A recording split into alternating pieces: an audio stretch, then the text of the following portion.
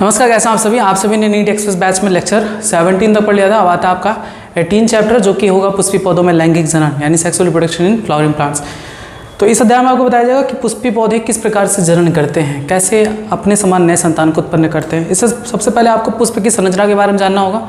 तो यहाँ पर जो पुष्प बना हुआ है वो थोड़ा डिफिकल्ट है, मैं आपको आसान तरीके से बता देता हूँ। एक फिगर जो आप अगर बनाना सीख गए तो कुछ भी आपको दिक्कत नहीं करेगा, पूरे लाइफ टाइम वही चीज़ आपको बस याद रखनी है। देखो, सबसे पहले आपको इस तरह से एक संरचना बनाना है। ये होता है उसका फीमेल रिप्रोडक्टिव पार्ट। हर पुष्प में 4 चक्र महत्वपूर्ण होते हैं। एक ये चक्र हो गया, दूसरा ये चक्र, तीसरा ये छोटी सी पत्तीनुमा संरचना होती है और चौथा चक्र ये स्टमेन।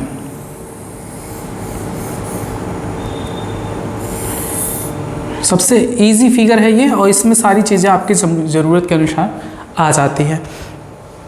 देखिए, किसी भी पुष्प में 4 चक्र होते हैं। आपको पता है ये वाला चक्र क्या कहलाता है? वाह्य दल कहलाता है, जो जनरली क्या होता है, ग्रीन कलर का होता है। ये दल होता है जो रंगीन होता है। और ये आपका स्त्री केसर है भाग। ये पूरा भाग क्या है? स्त्री केसर यानी पिस्टिल, ठीक है, या इसे कार्पेल भी कहते हैं।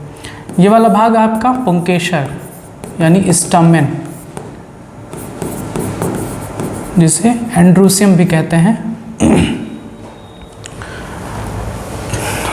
अब देखिए, किसी भी पुंकेसर के 2 भाग होते हैं। एक ये भाग है जिसे हम क्या कहते हैं? परागकोश, जब एंथर। और ये जो डंडी होती है जिससे ये जुड़ा होता है उसे कहते हैं पुतंतु यानी फिलामेंट। स्त्री केसर के 3 भाग होते हैं। एक ऊपरी भाग जो होता है वो कहलाता है वर्तिकाग्र यानी स्टिग्मा, और ये जो डंडी है वो कहलाती है वर्तिका यानी स्टाइल, और ये फूला हुआ भाग जो है वो कहलाता है अंडाशय यानी ओवरी। और इसी अंडाशय के अंदर बनता है बीजांड, ओव्यूल, ठीक है। ये है आपका बीजांड। बीजांड के अंदर बनता है मादा युग्मक, मादा युग्मक। और जो नर युग्मक बनता है वो यहाँ बनता है परागकोश के अंदर, परागकण के रूप में। तो एक पुष्प के 4 आवश्यक चक्र होते हैं, वाह्य दल, दल और पुंकेसर, स्त्री केसर। पुंकेसर जो होता है वो पुष्प का नर भाग होता है और स्त्री केसर आपका मादा भाग होता है। अब दूसरी चीज़ ये पूछी जाती है, कौन सहायक चक्र होते हैं, कौन आवश्यक चक्र होते हैं। तो देखो, वाह्य दल और दल सहायक चक्र होते हैं, क्योंकि ये जनन में सिर्फ सहायता करते हैं, बहुत ज़्यादा जरूरी नहीं है, नहीं भी होंगे तो भी कोई दिक्कत नहीं होगा। लेकिन पुंकेसर और स्त्री केसर चूंकि मेन है, क्योंकि यहाँ पर नर और यहाँ पर मादा युग्मक बनते हैं, इसलिए इन्हें हम आवश्यक चक्र कहते हैं। इन्हें क्या कहते हैं? आवश्यक चक्र। तो आवश्यक चक्र कौन कौन से हैं? पुंकेसर और स्त्री केसर। आइए, तो पुष्पों की जो खेती होती है उसे क्या कहते हैं? पुष्पों की खेती आपने देखा है ना, मार्केट में बहुत सारे जगह पर पुष्प बिकते हैं, फूल। सबसे ज़्यादा आपका गेंदे का फूल बिकता है, गुलाब का फूल बिकता है, गुड़हल का फूल बिकता है मंदिरों में। तो उसकी खेती जो होती है उसे कहते हैं फ्लोरिकल्चर, आपके एनसीईआरटी में मेंशन है। जैव विज्ञानों के लिए पुष्प आकारिकी और भ्रौणकीय आश्चर्य तथा लैंगिक जनन स्थल है। पुष्प क्या होता है? तो पुष्प पौधे का लैंगिक जनन स्थल होता है, जिनके माध्यम से वो जनन करते हैं। निषेचन पूर्व संरचनाएं एवं घटनाएं। निषेचन से पहले, अब कोई भी पुष्प है तो पुष्प में नर और मादा भाग अगर है तो उसमें नर में नर युग्मक, मादा में मादा युग्मक मिलेंगे, और नर युग्मक और मादा युग्मक में आपस में मिलने को क्या कहते हैं? निषेचन। तो निषेचन से पहले क्या होता है? मैंने आपको पहले भी बताया था कि अगर हम किसी भी जीवों में लैंगिक जनन को पढ़ते हैं तो लैंगिक जनन को पढ़ने को आसान बनाने के लिए हम उसे 3 भाग में डिवाइड कर देते हैं: निषेचन पूर्व घटना, निषेचन और निषेचन पश्च घटना। तो निषेचन पूर्व घटना के अंतर्गत 2 चीज़ें आती हैं। एक तो युग्मक जनन यानी नर युग्मक कहाँ बन रहा है, कैसे बन रहा है, मादा युग्मक कहाँ बन रहा है, कैसे बन रहा है, और दूसरा युग्मक स्थानांतरण यानी किसी एक युग्मक को दूसरे युग्मक के पास जाना पड़ेगा। तो यहाँ पर आप जैसा केस देखेंगे तो उसमें क्या होगा? नर युग्मक जो होते हैं वो परागकण के अंदर होते हैं, वो परागण के माध्यम से मादा भाग पर पहुँचते हैं। तो युग्मक जनन और युग्मक स्थानांतरण ये निषेचन पूर्व घटना होती है, फिर निषेचन होता है, नर युग्मक और मादा युग्मक आपस में मिलते हैं। फिर उसके बाद निषेचन पश्च घटना होती है, जिसमें युग्मनज का निर्माण होता है, भ्रूण बनता है, भ्रूण से बीज बनता है, भ्रूण से नया पौधा बनता है, जो बीजांड होता है वो बीज में परिवर्तित हो जाता है, अंडा से फल में परिवर्तित हो जाता है। तो उसमें सबसे पहला जो हमें घटना पढ़ना है वो है pre fertilization structure and events. तो पुष्प में नर एवं मादा जो जननांग होते हैं वो होते हैं पुमंग और जायांग। पुमंग किसे कहते हैं? अभी जो आपको ऊपर बताए हैं पुंकेसर को ही कहते हैं, लेकिन यहाँ पर एक बात याद रखना कि ग्रुप ऑफ स्टमेन यानी पुंकेसरों के समूह को पुमंग कहा जाता है। यानी आप चाहे पुंकेसर कहो चाहे पुमंग कहो, बात एक ही है, बस इतना याद रखना ये समूह को कहते हैं और ये एक को कहते हैं। तो नर भाग ये भी है, नर भाग ये भी कहलाते हैं। जायांग ये भी मादा भाग हैं। अब जायांग क्यों कहते हैं? ग्रुप ऑफ कार्पेल्स को, यानी जो स्त्री केसर है उसके समूह को कहते हैं। स्त्री केसर के समूह को जायांग कहते हैं। तो पुमंग नर भाग और जायांग मादा भाग होती हैं। पुंकेसरों से भरपूर पुमंग नर जनन अंग तथा जायांग स्त्री जनन अंग का प्रतिनिधित्व करता है। अब आता है हम पुंकेसर, लघु बीजाणुधानी और परागकण को समझेंगे। तो जैसा कि आपको पता है कि पुंकेसर दो भागों में विभक्त होता है। इसमें एक लंबा तथा डंठल तंतु होता है। आपको पता है पुंकेसर के दो भाग होते हैं, एक फिलामेंट होता है और दूसरा परागकोश होता है जो द्विपालिक होता है। यानी परागकोश उनका कैसा होता है? बाई लोब्ड स्ट्रक्चर होता है। अभी मैंने बनाया था ना इस तरह से, एक लोब इधर एक लोब इधर, तो बाई लोब्ड स्ट्रक्चर होता है, परागकोश कहलाता है। तंतु का जो समीपस्थ भाग होता है, तंतु का ये जो भाग है वो या तो पुष्प के थैलमस से या फिर दल से जुड़ा रहता है। पुष्प दल से या थैलमस से जुड़ा होता है। पुंकेसरों की संख्या एवं लंबाई विभिन्न प्रजाति के पुष्पों में भिन्न भिन्न होती हैं। अब किसी पुष्प में कितने पुंकेसर पाए जाते हैं तो ये सब अब नहीं पढ़ना है, वो सब पहले पढ़ाया जाता था। अब आपको इतना जानना है कि अलग अलग पुष्पों में इनकी संख्या अलग अलग हो सकती है, लंबाई भी अलग अलग हो सकती है। बात करें हम कि एक प्रारूपिक आवृत बीजी परागकोश की, तो वो द्विपालिक होता है यानी बाइलोब्ड होता है। मैंने बताया ना इस तरह से दो पालिक होता है, बाइलोब्ड होता है। प्रत्येक पाली में दो कोष्ठ यानी दो चैम्बर होता है। अगर हम इसको यहाँ पर कट करेंगे ना तो ये कट करने के बाद कुछ ऐसा दिखाई देगा, यानी इनमें भी चैम्बर होते हैं, दो चैम्बर इधर दो चैम्बर इधर। ठीक है, तो प्रायः एक अनुलंब खांच जो होता है वो कोष्ठ को अलग करते हुए लंबवत गुजरता है। यानी अगर हम बात करें इनके बीच में एक लाइनिंग होती है जिसे हम लाइन ऑफ डेहिसंस कहते हैं, यहाँ पर बना हुआ है, देख लीजिए। ये एंथर है, एंथर के बाइलोब्ड स्ट्रक्चर एक इधर और एक पीछे की साइड में है। अगर हम देखें तो ये जो बाइलोब्ड स्ट्रक्चर होता है वो लाइन ऑफ डेहिसंस से डिवाइड होता है, अलग होता है। उसके बाद देखें एक परागकोश की द्विपालित प्रकृति, परागकोश के अनुपस्थ काट में बहुत ही पृथक एवं सुव्यवस्थित होती है। परागकोश एक चार दिशीय संरचना होती है जिसमें चार कोनों पर लघु बीजाणुधानी स्पोरेंजियम होती हैं। ठीक है, प्रत्येक पाली में दो।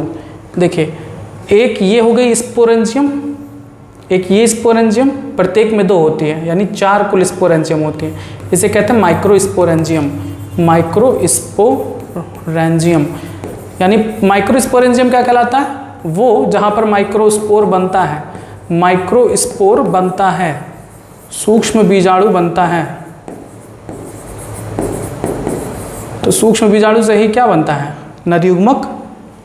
जो माइक्रो शब्द है या सूक्ष्म शब्द है वो नर से संबंधित होता है, और जो मेगा शब्द है वो मादा से संबंधित होता है।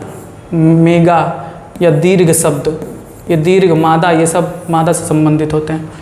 तो लघु बीजाणुधानी आगे विकसित करके पॉलन सैक बनाती है। यानी यही जो लघु बीजाणुधानी आप देख रहे हैं माइक्रोस्पोरेंजियम, यही विकसित होकर क्या बनाती है? Pollen sac. ज़्यादातर आप इंग्लिश ही याद करिएगा, हिंदी मत याद करिएगा। जितने के भी हमने इंग्लिश रखा है वो उसका इंग्लिश ही याद रखिएगा। पॉलन सैक्स बनाती हैं। या अनुलंबवत एक परागकोश की लंबाई तक विस्तारित होती हैं और परागकणों से ठसाठस भरी रहते हैं। यानी इन पॉलन सैक के अंतर्गत देखिए, पॉलन सैक्स के अंतर्गत क्या होता है? पॉलन ग्रेन्स भरे होते हैं, खूब सारे इसके अंदर पॉलन ग्रेन भरे होते हैं। तो ये ऐसे भी क्वेश्चन आपसे पूछा जा सकता है फिगर देके, तो फिगर का आप नाम याद रखेंगे। इसे अंतर कहते हैं, ये आपका जो है वो फिलामेंट कहलाता है। और यहाँ पर आपके ये जो पॉलन सैक है इसको माइक्रोस्पोरेंजियम भी कह सकते हैं। पॉलन ग्रेन है जिसके अंदर पाया जाता है, लाइन ऑफ डेहिसंस है ये। ठीक है, लाइन ऑफ डेहिसंस। लघु बीजाणुधानी की संरचना। एक अनुपस्थ काट में एक प्रारूपी लघु बीजाणुधानी बाह्य रूपरेखा में लगभग गोलाई में प्रकट होता है। यानी लघु बीजाणुधानी कैसा होता है? गोल होता है, और यह सामान्यतः चार भित्ति परतों से आवृत होता है। बाह्य त्वचा, अंतस्थ त्वचा यानी endothecium, epidermis, endothecium, middle layer और टेपिटम। आप एनसीईआरटी के फिगर को देख लीजिए। देखिए ये है आपका, हम एक एम्ब्रियो सैक की बात करें, सॉरी पॉलन सैक की, तो एक पॉलन सैक में 4 अस्तर होते हैं। सबसे बाहरी जो लेयर है वो कहलाती है एपिडर्मिस, उसके अंदर की जो लेयर है वो कहलाती है एंडोथीसियम, ठीक है, और उसके बीच में 1, 2 या 3 परतों वाली क्या होती है, मिडिल लेयर, मध्य परत, और सबसे अंदर की जो लेयर होती है वो होती है टेपिटम। पहले ये याद करिए कि एक पराग कोश के कितने स्तर होते हैं, तो एक पराग कोश के 4 स्तर होते हैं, 4 स्तर होते हैं, 4 या 5 भी बोला जाता है, नहीं 4 है ना, 1, 2, 3, 4, तो 4 या 5, नहीं 5 या 6 बोलेंगे फिर, हाँ 4 या 5 बोलते हैं। 4 या 5 क्यों बोलते हैं, जब मिडिल लेयर सिर्फ एक ही होगा तो 4 बोलेंगे, और मिडिल लेयर अगर 2 होगा, कुछ में 2 पाए जाते हैं तो वहाँ 5 बोलते हैं, ठीक है। तो 4 स्तर याद रखिएगा, 4 ही नाम है तो 4 नाम याद रखेंगे, एपिडर्मिस, एंडोथीसियम, मिडिल लेयर और सबसे आखिरी टेपिटम। इसके अंदर आपका पाया जाता है माइक्रोस्पोर मदर सेल, जिससे माइक्रोस्पोर्स का फॉर्मेशन होता है। इस फिगर को भी याद रखिएगा, बीचों बीच जो होता है कनेक्टिव होता है, और उसके बाद बस। अब देखिए बाहर की ओर की 3 परतें संरक्षण प्रक्रिया का कार्य करती हैं, यानी बाहर की परतें 3 कौन सी हैं, एक ये परत एपिडर्मिस, उसके बाद एंडोथीसियम और मिडिल लेयर। ये 3 परतें जो हैं एपिडर्मिस, एंडोथीसियम, मिडिल लेयर, ये क्या करती हैं, संरक्षण का काम करती हैं, यानी उसे प्रोटेक्ट करती हैं, बचाती हैं। जो सबसे आंतरिक स्तर होता है टेपिटम, टेपिटम में पाया जाता है पोषक पदार्थ जो परागकणों को क्या करता है, पोषण प्रदान करता है। देखिए इसकी सबसे आंतरिक परत कौन सी है, टेपिटम, जो क्या करती है, विकासशील परागकणों को पोषण देती है, पोषण प्रदान करती है। इस बात को याद रख लीजिएगा, ये नीट में कई बार पूछा गया क्वेश्चन है। टेपिटम का मुख्य कार्य बताइए, तो टेपिटम का मुख्य कार्य होता है परागकणों को पोषण प्रदान करना। परागकोश की सबसे आंतरिक भित्ति बताइए, तो परागकोश की सबसे आंतरिक भित्ति कौन सी है, टेपिटम है। अच्छा, टेपिटम में एक और खास बात है कि टेपिटम की कोशिकाएं सघन जीवद्रव्य वाली यानी डेंस साइटोप्लाज्म वाली होती हैं, साथ ही साथ ये सिनकाइटियम होती हैं, इनमें 1 से अधिक केंद्रक पाए जाते हैं, सामान्यतः 1 से अधिक केंद्रक पाए जाते हैं। तो पूछा जा सकता है कि सिनकाइटियम सेल बताइए एग्जाम्पल, तो एग्जाम्पल है सिनकाइटियम का टेपिटम, यानी 1 से अधिक केंद्रक जिसमें पाया जाए। ऐसे भी क्वेश्चन पूछा जा सकता है कि किस कोशिका में 1 से अधिक केंद्रक पाए जाते हैं, तो जितने भी नाम आपको याद है सब उसमें एक और नोट कर लीजिए, टेपिटम। जब एक परागकोश अपरिपक्व होता है, जब एक परागकोश जो है वो अपरिपक्व होता है, तब घने सुसंबद्ध सजातीय कोशिकाओं का समूह यानी group of compactly arranged homogenous cell, जिन्हें स्पोरोजिनस टिश्यू कहते हैं, माइक्रोस्पोरेंजियम के केंद्र में स्थित होता है। समझ आए? जब परागकोश अपरिपक्व है, यानी अभी पुष्प खिला है, परागकोश बहुत छोटा है, अभी वो वृद्धि कर रहा है, तब उस दौरान उसके जो परागकोश के केंद्र में जो कोशिकाएं होती हैं, ये देखिए परागकोश की जो केंद्र में कोशिकाएं होती हैं उन्हें स्पोरोजिनस सेल कहते हैं। ये देखिए स्पोरोजिनस टिश्यू कहते हैं, ठीक है। तो क्वेश्चन पूछा जा सकता है कि परागकोश के अपरिपक्व परागकोश के केंद्र में जो पाई जाने वाली ऊतक है उसे क्या कहेंगे, तो उसे कहेंगे स्पोरोजिनस टिश्यू या बीजाणुजन ऊतक। अब आता है आपकी प्रक्रिया लघु बीजाणु जनन या माइक्रोस्पोरेंजियम, सॉरी माइक्रोस्पोरोजेनेसिस। लघु बीजाणु जनन का मतलब क्या होता है, नर युग्मक या लघु बीजाणु या परागकण का निर्माण, परागकण का निर्माण, क्योंकि परागकण के अंदर ही होते हैं नर युग्मक, तो इसे हम कहते हैं लघु बीजाणु जनन। लघु बीजाणु जनन की प्रक्रिया कैसे होती है देख लीजिए। जैसे जैसे परागकोश विकसित होता है, जो बीजाणुजन ऊतक है, अभी आपने देखा ना पराग अपरिपक्व परागकोश के अंदर जो ऊतक है वो बीजाणुजन ऊतक कहलाते हैं। इनकी कोशिकाएं अर्धसूत्री विभाजन, कौन से विभाजन करती हैं, अर्धसूत्री विभाजन करती हैं, जिससे सूक्ष्म बीजाणु चतुष्ट यानी माइक्रोस्पोर टेट्राड का फॉर्मेशन होता है। बताइए अर्धसूत्री विभाजन हुआ है, ये क्या होंगे, ये आगुणित कोशिकाएं होंगे। जैसा कि बीजाणुजन ऊतक की प्रत्येक कोशिका एक लघु बीजाणु चतुष्ट में वृद्धि करने में सक्षम होती है, तो प्रत्येक कोशिका एक सक्षम पराग मात्र कोशिका यानी pollen mother microspore mother cell या पॉलन मदर सेल होती है। यानी जो आपका जितने भी लघु बीजाणु चतुष्ट की वृद्धि करने में जो सक्षम होती हैं, कौन सी कोशिका? बीजाणुजन ऊतक। ठीक, तो वे क्या कहलाती हैं? PMC, pollen mother cell. वही कह रहे हैं कि एकमात्र पराग मात्र कोशिका से अर्धसूत्री विभाजन द्वारा लघु बीजाणु के निर्माण की प्रक्रिया को लघु बीजाणु जनन कहते हैं। ध्यान से समझना। यानी अपरिपक्व, अभी देखो अपरिपक्व जो पराग कोश है उसके केंद्र में क्या पाया जा रहा है? बीजाणुजन ऊतक। बीजाणुजन ऊतक में अर्धसूत्री विभाजन होता है, तब बनते हैं 4 लघु बीजाणु। तो वो लघु बीजाणुजन ऊतक जिसमें अर्धसूत्री विभाजन होता है उसे हम कहते हैं पराग मात्र कोशिका, पीएमसी, पॉलन मदर सेल।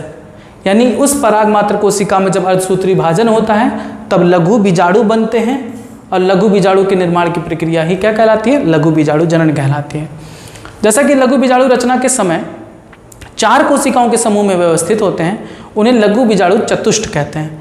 क्योंकि एक कोशिका विभाजित होकर 4 कोशिका बनाई है ना, तो वो चारों कोशिका साथ में अभी जुड़े हुए हैं, इसलिए उसे हम लघु बीजाणु चतुष्क कहते हैं, माइक्रोस्पोर टेट्राइड कहते हैं।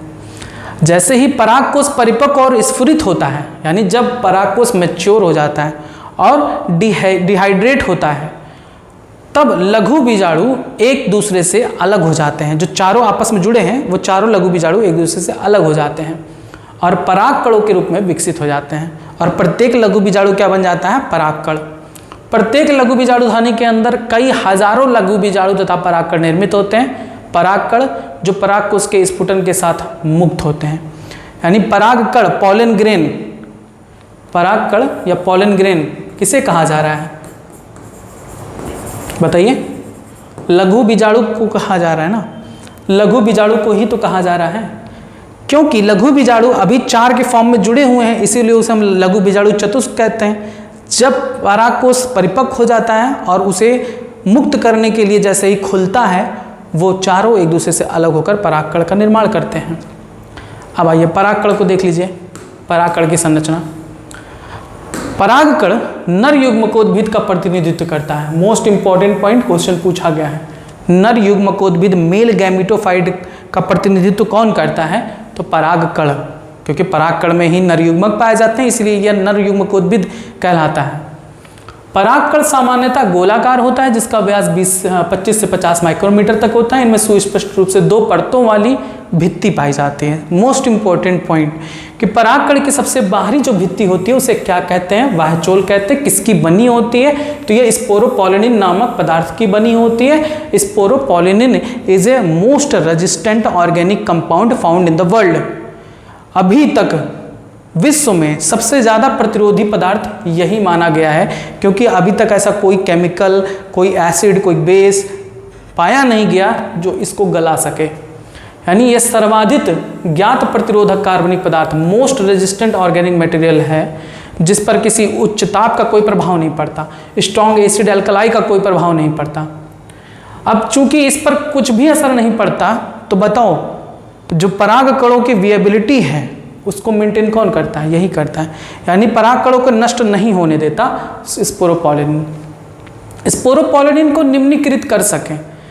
परागकण के वाहचोल में सुस्पष्ट रंध्र अपर्चर्स पाए जाते हैं। मोस्ट इंपॉर्टेंट कि परागकण के वाहचोल में पाए जाते हैं, अंतःचोल में नहीं। परागकण के वाहचोल में एक छिद्र पाया जाता है। जैसे ये परागकण का 2 लेयर है ना, ये आंतरिक लेयर है, ये बाह्य लेयर है, तो इसके बाह्य लेयर पर ऐसे छिद्र पाया जाता है। इस छिद्र को कहा जाता है जनन छिद्र, जर्म पोर।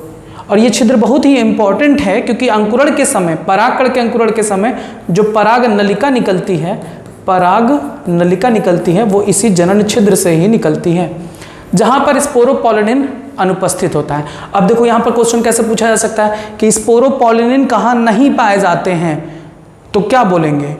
जनन छिद्र पर नहीं पाए जाते हैं। परागकण जीवाश्मों की भांति बहुत अच्छे से संरक्षित होते हैं, क्योंकि उनमें स्पोरोपोलिनिन पाया जाता है। स्पोरोपोलिन के वाहन आते हैं वो नष्ट नहीं होते, इसलिए वो जीवाश्म के रूप में कई सौ सालों तक सुरक्षित पाए जाते हैं। देखो क्वेश्चन पूछा गया है 2018 में कि निम्नलिखित में से कौन पराग को जीवाश्मों के रूप में परिरक्षित करने में सहायक सिद्ध हुआ है, बताइए। स्पोरोपोलिन, ऑप्शन डी लगा दीजिए। अब यहाँ पर कुछ आपको पराग कणों के सूक्ष्मदर्शी संरचना दिखाई गई है, ठीक, देख लीजिएगा, उसका कोई इंपॉर्टेंट नहीं है। अब देखो मैंने आपको बताया ना कि पराग कण के दो स्तर होते हैं, एक बाह्य और दूसरा आंतरिक, ठीक है। पराग कण के दो स्तर होते हैं, एक होता है आंतरिक और एक होता है बाह्य। बाह्य में एक जगह पर छिद्र होता है जिसे जनन छिद्र या जर्मपोर कहते हैं, जहाँ पर स्पोरोपोलिन नहीं पाया जाता, यानी ये कहलाता है एक्साइन, जो बना होता है स्पोरोपोलिन का, स्पोरोपोलिन। और ये जो होता है अंदर का उसे हम कहते हैं इंटाइन, इंटाइन लेयर, अंतःचोल, जो बना होता है सेलुलोज एंड पैक्टिन का बना होता है, ठीक। देखो पराग कण की आंतरिक भित्ति को अंतःचोल इंटाइन कहा जाता है। ये एक पतली तथा सतत परत कंटिन्यूअस लेयर होती है, कहीं पर ये कटी नहीं होती। जैसे बाह्य चोल तो एक जगह पर कट गई है, लेकिन ये कहीं पर कटी नहीं होती। तो और किसकी बनी होती है, सेलुलोज और पैक्टिन की बनी होती हैं। पराग कण का जीव द्रव्य एक प्लाज्मा भित्ति से आवृत होता है। जब पराग कण परिपक्व होता है तब उसमें दो कोशिकाएं, एक वेजिटेटिव और एक जनरेटिव सेल होती हैं। यानी पराग कण के अंदर दो कोशिका, एक बड़ी कोशिका होती है जिसका एक बड़ा केंद्रक होता है जिसे हम कहते हैं वेजिटेटिव सेल। वेजिटेटिव आकार में बड़ा होता है और ये होता है जनरेटिव सेल। जनरेटिव सेल आकार में छोटा होता है, ठीक है। कायिक कोशिका बड़ी होती है, ये भी क्वेश्चन पूछा जा सकता है कि कौन सी कोशिका बड़ी होती है, तो वेजिटेटिव सेल कायिक कोशिका बड़ी होती है और जनन कोशिका, ये वाली कोशिका छोटी होती है। और कायिक कोशिका में प्रचुर खाद्य भंडार पाए जाते हैं, एक विशाल अनियमित आकृति का केंद्रक भी पाया जाता है। जनन कोशिका छोटी होती है तथा कायिक कोशिका के जीव द्रव्य में तैरती रहती है। यह तर्क आकृति घने जीव द्रव्य और एक केंद्रक वाला है। 60% से अधिक आवृत बीजी पादपों में 60% से अबव जो एंजियोस्पर्मिक प्लांट हैं उसमें जो पराग कण होता है पॉलन ग्रेन, इसी दो कोशिकीय चरण में ही पराग कोश से बाहर आता है, ठीक है। यानी इसी दो कोशिकीय चरण में झड़ते हैं। झड़ने का मतलब क्या है, पराग कोश से पराग कण का बाहर आना।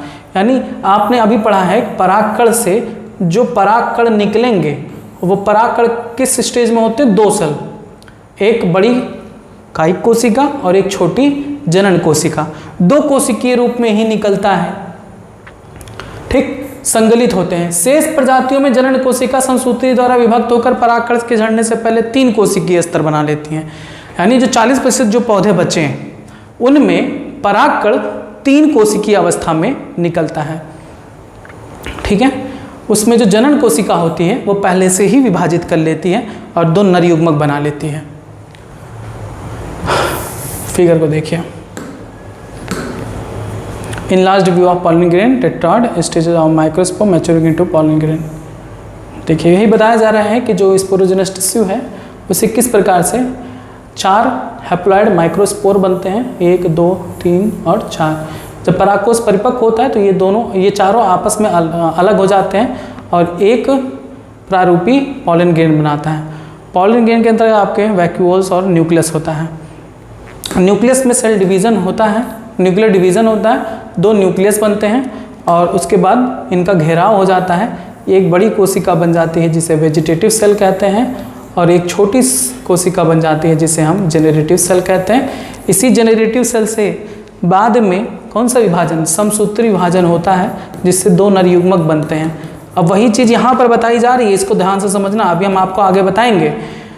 जब परागकण इस वर्तिकाग्र पर पहुँचता है तब वहाँ पर उसका जर्मिनेशन, अंकुरण प्रारंभ होता है और उसमें से पॉलन ट्यूब निकलती हैं। तो जब पॉलन ट्यूब में ये जनन कोशिका जैसे ही जाती है, परागकण में जो जनन कोशिका जैसे ही पॉलन ट्यूब में जाती है वो विभाजित होकर 2 नर युग्मक बना लेती है।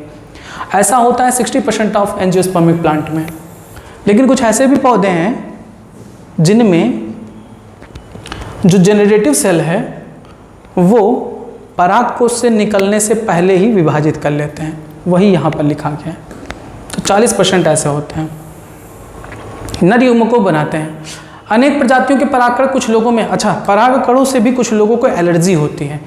तो कुछ गंभीर एलर्जी या श्वसन वेदना, ब्रोंकाइल एफिलिक्शंस पैदा करते हैं, जो कभी कभी चिरकालिक श्वसन विकार, दमा, श्वसनीय शोथ, ब्रोंकाइटिस आदि के रूप में विकसित हो जाती है। यानी एलर्जी होती है, कुछ लोगों को परागकणों से एलर्जी होती है, जिसके कारण दमा, अस्थमा हो सकता है। ठीक है। यह बताया जा सकता है कि भारत में आयातित गेहूं के साथ आने वाली जो पार्थेनियन, जो गाजर घास है, कैरेट ग्रास की उपस्थिति सर्वव्यापक हो गई है। और कैरेट ग्रास यानी पार्थेनियम एक पॉलन एलर्जेंस है। इसको याद कर लीजिए कि पार्थेनियम क्या है, एक पॉलन एलर्जन है। ठीक है, परागकण प्रदूषक है, एलर्जी कारक है। अब चूंकि परागकण पोषणों से भरपूर होती है, पोषणों नहीं होगा, पोषकों होगा, पोषकों से भरपूर होती है, न्यूट्रिएंट्स रिच होती है, यानी इनमें बहुत सारे मिनरल्स, प्रोटीन्स ये सब पाए जाते हैं, जिनकी वजह से पश्चिमी देशों के लोग यानी अमेरिका वाले इसे खाते भी हैं। और यह भी देखा गया कि खिलाड़ियों में और धावक अश्वों, जो रेस हॉर्सेज होते हैं, दौड़ने वाले घोड़े होते हैं, उनको अगर हम ये परागकण खिलाते हैं तो उनकी कार्य दक्षता बढ़ जाती है। अब यहाँ पर आपको कुछ प्रोडक्ट्स दिए गए हैं पॉलन ग्रेन्स के। तो पॉलन ग्रेन के टैबलेट भी आते हैं जो इंग्लैंड में बिकते हैं, आपके सिरप भी आती हैं, कुछ क्रीम वगैरह भी आती हैं। ये सारी चीज़ें पॉलन ग्रेन से बनाई जाती हैं। परागकण जब एक बार झड़ते हैं तो ये अपनी जीवन क्षमता खोने से पहले वर्तिकाग्र पर गिरते हैं, जहाँ यदि आवश्यकता हुई तो निषेचन करते हैं और आवश्यकता नहीं है तो निषेचन नहीं करेंगे। कौन सा परागकण कितने समय तक जीवन क्षम रहता है, विविधता पाई जाती है। यानी कोई भी परागकण है जब परागकोश से बाहर आता है तो उसकी एक निश्चित टाइम पीरियड होती है कि उस निश्चित टाइम पीरियड पर अगर वो वर्तिकाग्र पर पहुंचा तभी वो अंकुरित करेगा और नहीं तो नहीं करेगा। तो अलग अलग पौधों के जो परागकण हैं उनकी जीवन क्षमता अलग अलग होती है समय। कुछ होते हैं जो देखो बहुत हद तक यह विद्यमान तापमान और आर्द्रता पर निर्भर करती है। यानी परागकणों के जीवन क्षम होने में, यानी वो अंकुरित हो सके, इसके लिए तापमान और आर्द्रता निर्भर करती है। अगर तापमान आर्द्रता उनके अनुकूल है तो वो अंकुरित करेंगे, नहीं तो वो नष्ट हो जाती हैं। कुछ अनाजों जैसे धान, चावल और गेहूं में परागकण अपनी जीवन क्षमता बहुत जल्दी लगभग 30 मिनट में ही खो देते हैं। यानी अगर इनके पौधों में पुष्प लगा है, धान और गेहूं के पौधों में पुष्प लगा है, उसका पुंकेसर से अगर परागकण निकलते हैं तो आधे घंटे में अगर वो वर्तिकाग्र पर नहीं पहुंचते हैं तो आधे घंटे बाद वो बेकार हो जाते हैं। जबकि रोजेसी, लेग्यूमिनेसी या सोलेनेसी आदि कुछ सदस्यों में परागकणों की जीवन क्षमता महीनों तक बनी रहती है। यानी इन पौधों में, रोजेसी, लेग्यूमिनेसी, सोलेनेसी पौधों में जो परागकणों की जो क्षमता होती है कि वो अंकुरित हो सकेंगी, महीनों तक वो बनी रहती है। आपने शायद सुना हो कि कृत्रिम गर्भाधान यानी आर्टिफिशियल इंसेमिनेशन के लिए मानव सहित बहुत ही से जानवरों के वीर्य शुक्राणु को भंडारण किया जाता है। आर्टिफिशियल इंसेमिनेशन के बारे में आपको 3rd चैप्टर नहीं 4th चैप्टर में बताया जाएगा, 4th ना, हाँ 4th में बताया जाएगा। होता क्या है कि आर्टिफिशियल इंसेमिनेशन होता है जिसमें हम किसी भी मादा जंतु में हम शुक्राणु को डायरेक्ट इंजेक्शन के माध्यम से या किसी भी टूल्स के माध्यम से हम उसमें उसके वजाइना में इंजेक्ट करा सकते हैं। उसके माध्यम से उनमें हम गर्भाधान कराते हैं। तो अब ये जो आर्टिफिशियल इंसेमिनेशन के लिए जो हम स्पर्म इकट्ठा करते हैं, तो स्पर्म की भी अपनी एक विएबिलिटी होती है, कुछ दिन की क्षमता होती है, कुछ समय की क्षमता होती है, कितने समय बाद वो खराब हो जाएंगे। तो उनकी क्षमता को बनाए रखने के लिए हम उसे लिक्विड नाइट्रोजन में पैक करते हैं, जिसका टेम्परेचर होता है -196 डिग्री सेल्सियस। इतना ज़्यादा ठंडा लिक्विड नाइट्रोजन होता है, अगर आप उसमें हाथ डाल दोगे तो आपका हाथ जल जाएगा, उसे बोलते हैं फ्रोजन बर्न। तो आपने ऐसे गाँव में देखा होगा जहाँ पशु चिकित्सालय होगा, तो पशु चिकित्सालय में एक गाय, वो जो क्या कहते हैं, दूध वाली बाल्टी होती है, उस तरीके से एक संरचना होती है, प्लास्टिक की बनी होती है, उसमें ट्यूब्स होते हैं। उस ट्यूब्स को जब वो निकालते हैं तो खूब गैस निकलती है सफ़ेद कलर की, तो वो लिक्विड नाइट्रोजन होती है जो उसे जमाए रखती है। कई वर्षों तक भंडारित करना संभव है। इस प्रकार से भंडारित पराग का प्रयोग बीज बैंक की भांति पराग बैंकों के रूप में फसल प्रजनन कार्यक्रम यानी क्रॉप ब्रीडिंग प्रोग्राम में किया जा सकता है। यानी जिस तरह से लिक्विड नाइट्रोजन के अंतर्गत हम शुक्राणुओं का संरक्षण कर सकते हैं, उसी तरीके से हम पराग कणों का भी संरक्षण लिक्विड नाइट्रोजन पर कर सकते हैं, जिसे हम पॉलन बैंक कहते हैं। आइए अब देखते हैं स्त्रीकेसर के बारे में कि आखिर स्त्रीकेसर में जो उनका मादा युग्मक है वो कैसे बनता है। जायांग पुष्प का स्त्री जनन अंग है, पता ही आपको, जायांग एक स्त्री केसरी, यानी किसी पुष्प में एक ही स्त्री केसर पाया जा सकता है, उसे हम मोनोकार्पेलरी पुष्प बोलते हैं। जब एक से अधिक स्त्री केसर पाया जाए, देखो अभी जो मैंने फूल बनाया था उसमें सिर्फ एक ही था, ये देखिए एक ही स्त्री केसर मैंने बनाया है। अब मान लो कोई ऐसा पुष्प है, ये थैलमस हो गया उसका, और इस पर कई सारे अगर स्त्री केसर हैं, कई सारे स्त्री केसर हैं, तब इसे हम क्या कहेंगे, बहु स्त्री केसरी या बहुअंडपी मल्टी कॉर्पेलरी बोलते हैं। जहाँ पर एक से अधिक होते हैं वहाँ स्त्री केसर आपस में संगलित होते हैं। देखो संगलित भी हो सकते हैं और मुक्त भी हो सकते हैं। अब देखो ये मुक्त हैं, एक दूसरे से पृथक हैं, तो अगर मुक्त हैं तब इसे क्या कहेंगे, देखो स्वतंत्र हैं तब इसे हम एपोकार्पस कहते हैं, यानी ये क्या कहलाएगा, एपोकार्पस। एपोकार्पस, तो ये सब बातें याद रखनी होंगी कि एपोकार्पस का मतलब क्या होता है।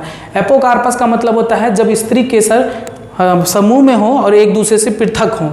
और सिनकार्पस का मतलब क्या होता है कि ये आपस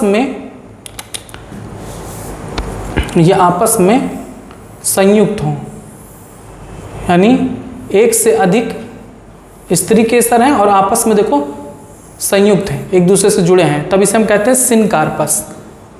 ठीक, युक्तांडपी, यानी जब किसी पुष्प में केवल एक स्त्री केसर पाया जाएगा तब उसे हम मोनोकार्पेलरी बोलते हैं। जब किसी पुष्प में एक से अधिक स्त्री केसर पाया जाता है तब उसे हम मल्टी कॉर्पेलरी बोलते हैं। और यदि ये कई सारे स्त्री केसर एक दूसरे से अलग हैं, मुक्त हैं, तब इसे हम एपोकार्पस कहते हैं। और जब ये आपस में जुड़े होते हैं तब इसे हम कहते हैं सिनकार्पस। प्रत्येक स्त्री केसर में 3 भाग होते हैं, पढ़ चुके आप, वर्तिकाग्र, वर्तिका और अंडाशय। वर्तिकाग्र परागकणों के अवतरण मंच का काम करती है, यानी जो वर्तिकाग्र होती है, ये रीजन सबसे ऊपरी रीजन, ये जो आप रीजन देख रहे हो वर्तिकाग्र है, ये क्या है, वर्तिकाग्र। तो वर्तिकाग्र जो रीजन होता है वो परागकणों को आमंत्रित करके यहाँ पर क्या करती है, उसको इकट्ठा करने का काम करती है, परागकणों के अवतरण मंच का काम करती है। वर्तिका एक पतला इकहरा भाग है, एक डंडी है जो नीचे की तरफ होता है, अंडाशय से जुड़ा होता है। अंडाशय के अंदर गर्भाशयी गुहा, ओवेरियन कैविटी होती है, जो जिसे हम लॉक्यूल भी कहते हैं। ओवेरियन कैविटी के अंदर की ओर अपरा स्थित होती है प्लासेंटा। प्लासेंटा से उत्पन्न होने वाली दीर्घ बीजाणुधानी यानी मेगास्पोरेंजियम सामान्यतः बीजांड कहलाती है। यानी अपरा से क्या बनता है, बीजांड, इस तरह से। ठीक, तो याद करिए ये बात कि अंडाशय के अंदर का जो संपूर्ण भाग है वो क्या कहलाता है, गर्भाशयी गुहा, ओवेरियन कैविटी या लॉक्यूल कहलाता है। गर्भाशय गुहा यानी ओवेरियन कैविटी के अंदर की ओर अपरा स्थित होता है। अपरा से ही बनता है मेगास्पोरेंजिया और मेगास्पोरेंजिया से ही ओव्यूल बनता है। एक अंडाशय में बीजांडों की संख्या 1 भी हो सकती है, जैसे गेहूं, धान और आम। क्वेश्चन यहाँ से पूछा जाएगा एग्जाम्पल देके कि बताइए कौन से ऐसे पौधे हैं जिनके अंडाशय में केवल एक बीजांड होता है, तो गेहूं, धान, आम। और एक से अधिक बीजांड हो सकते हैं, यानी हम यहाँ पर देखो एक ही बीजांड बनाए हैं, एक से अधिक बीजांड बना दो, एक से अधिक बीजांड बना दो, तब क्या हो जाएगा, एक से अधिक बीजांड। तो अनेक किस्में पाए जाते हैं, जैसे एग्जांपल पपीता, तरबूज और आर्किड में। देखिए ये आपका बनाया गया है एक स्त्री केसर जिसमें ये स्टिग्मा है, ये स्टाइल है, ये आपका ओवरी है, ओवरी के नीचे आपका थैलमस है। ठीक, कुछ के पौधों को दिखाया गया स्टिग्मा, ये सिनकार्पस ओवरी है और कार्पेल्स यहाँ पर दिखाए गए हैं ढेर सारे।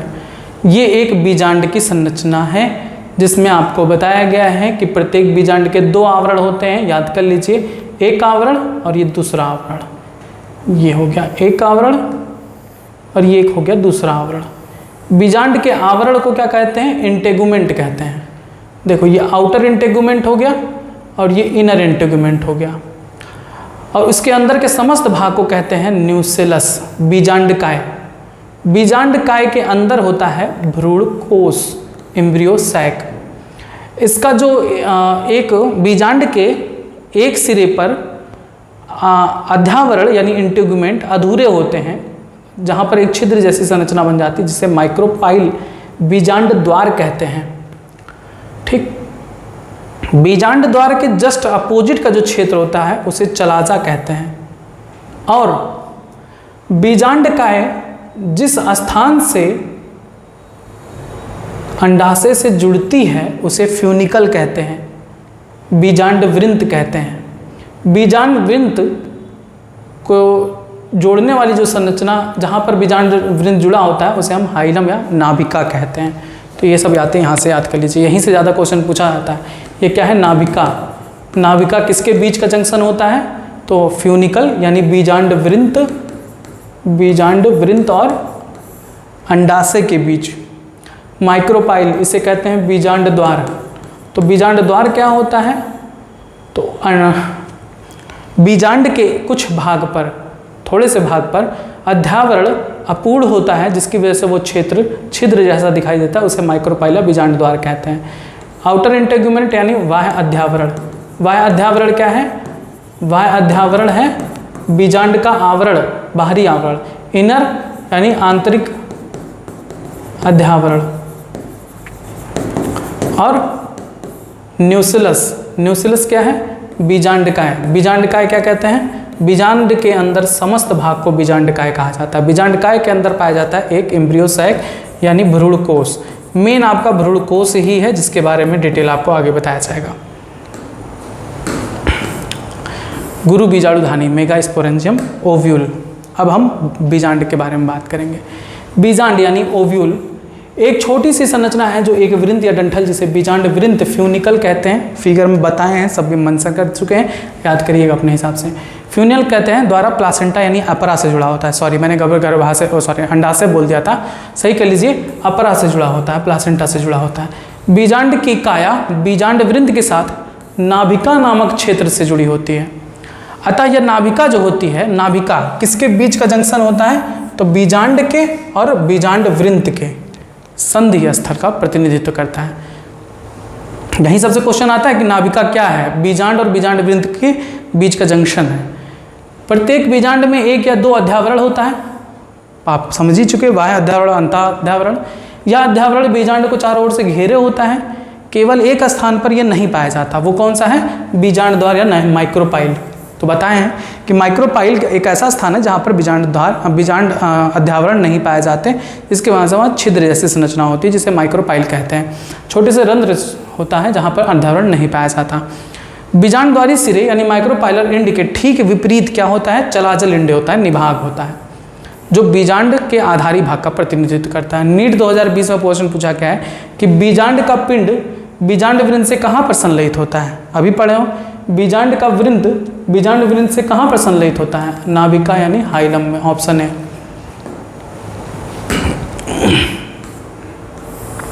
अध्यावरण से घिरा हुआ कोशिकाओं का एक पुंज होता है, जिसे बीजांडकाय यानी न्यूसेलस कहते हैं। यानी अध्यावरण से घिरा हुआ अंदर का समस्त भाग न्यूसेलस या बीजांडकाय कहा जाता है। बीजांडकाय की कोशिकाओं में प्रचुरता से आरक्षित आहार सामग्री होती है, खाद्य सामग्री होती है। यानी बीजांडकाय न्यूसेलस किससे प्रचुर होते हैं? आहार सामग्री से प्रचुर होते हैं। भ्रूणकोश या मादा युग्मकोद्भिद बीजांडकाय में स्थित होता है। यानी भ्रूणकोश जो होता है, जिसे हम मादा युग्मकोद्भिद कहते हैं। नर युग्मकोद्भिद क्या था बताइए? नर युग्मकोद्भिद किसे कहते हैं? परागकण को कहते हैं। मादा युग्मकोद्भिद किसे कहते हैं? भ्रूणकोश को कहते हैं, एम्ब्रियो सैक। बीजांड में सामान्यतः एक अकेला भ्रूणकोश ही होता है, जो एक गुरु बीजाणु से निर्मित होता है, एक गुरु बीजाणु से निर्मित होता है। अब देखो गुरु बीजाणु जनन, वैसे ही जैसे आपने वहाँ पर पढ़ा है कि परागकण का निर्माण किससे होता है? पीएमसी परागकण मात्र कोशिका में अर्धसूत्री विभाजन से 4 बनते हैं। यहाँ पर एक दुविधा है कि यहाँ पर जो गुरु बीजाणु मात्र कोशिका में अर्धसूत्री विभाजन होता है, उससे 4 गुरु बीजाणु तो बनते हैं, लेकिन 3 नष्ट हो जाते हैं, केवल एक ही फंक्शनल बचता है। तो गुरु बीजाणु मात्र कोशिका एमएमसी से गुरु बीजाणुओं की रचना के प्रक्रिया को गुरु बीजाणु जनन कहा जाता है। बीजांड प्रायः एक अकेले गुरु बीजाणु मात्र से बीजांडकाय के बीजांडद्वारी क्षेत्र में विलग होते हैं। यह एक बड़ी कोशिका है जो सघन जीव द्रव्य से समाहित एवं सुस्पष्ट केंद्रक युक्त होती है। आप देखो गुरु बीजाणु मात्र कोशिका में अर्धसूत्री विभाजन होती है। अर्धसूत्री विभाजन के परिणाम स्वरूप 4 अगुणित गुरु बीजाणुओं का निर्माण होता है। कितने? 4। लेकिन 4 में से 3 क्या हो जाते हैं, नष्ट, केवल एक ही फंक्शनल बचता है।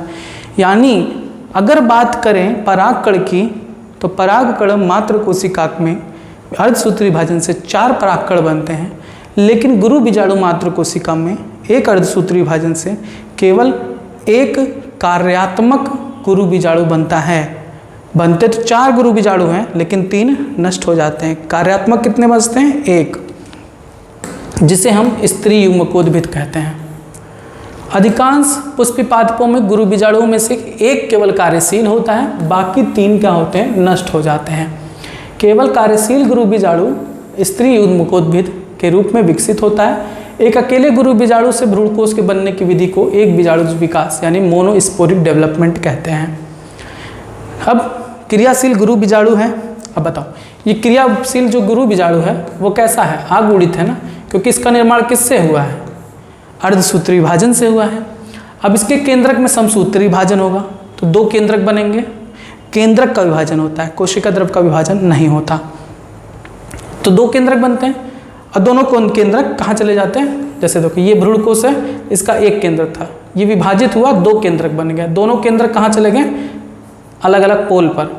अब फिर से ये विभाजन करेंगे तो 1 से 2 बनेंगे, यानी अब 4 हो गए। फिर ये दोनों आपस में फिर क्या करते हैं, विभाजन करते हैं, तो 2 से 4 बनते हैं इधर, 2 से 4 बनते हैं इधर, यानी कुल 8 केंद्रक बन जाते हैं।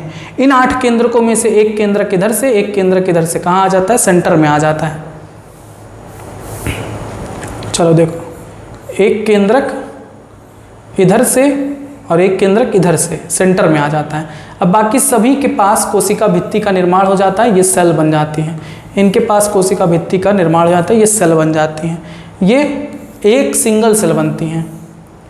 अब ये जो इधर की सेल हैं, जो निभाग की तरफ होती हैं, उन्हें हम एंटीपोडल कहते हैं। एंटीपोडल सेल 3 होती हैं, 1 2 3 कोशिका यहाँ पर है। इन्हें सम्मिलित रूप से कहा जाता है अंड समुच्चय, एग एपेरेटस, जिसमें 2 कोशिका सहायक कोशिका होती है, एक ये क्या होती है, सहायक होती हैं, और एक मध्य में जो होती है वो कहलाती है अंड कोशिका। यही मेन कोशिका है जो मादा युग्मक कहलाती है। बाकी 2 केंद्रक बीच में होता है, एक सिंगल सेल बनाती हैं, इन्हें हम कहते हैं ध्रुवीय केंद्रक, ध्रुवीय केंद्रक। और इस कोशिका को कहते हैं सेंट्रल सेल, केंद्र की कोशिका। ठीक है, अब वही बताया गया यहाँ पर कि जो केंद्रक होता है वो विभाजित करके 2 केंद्रक, फिर 2 से 4 केंद्रक, फिर 4 से 8 केंद्रक बनाता है।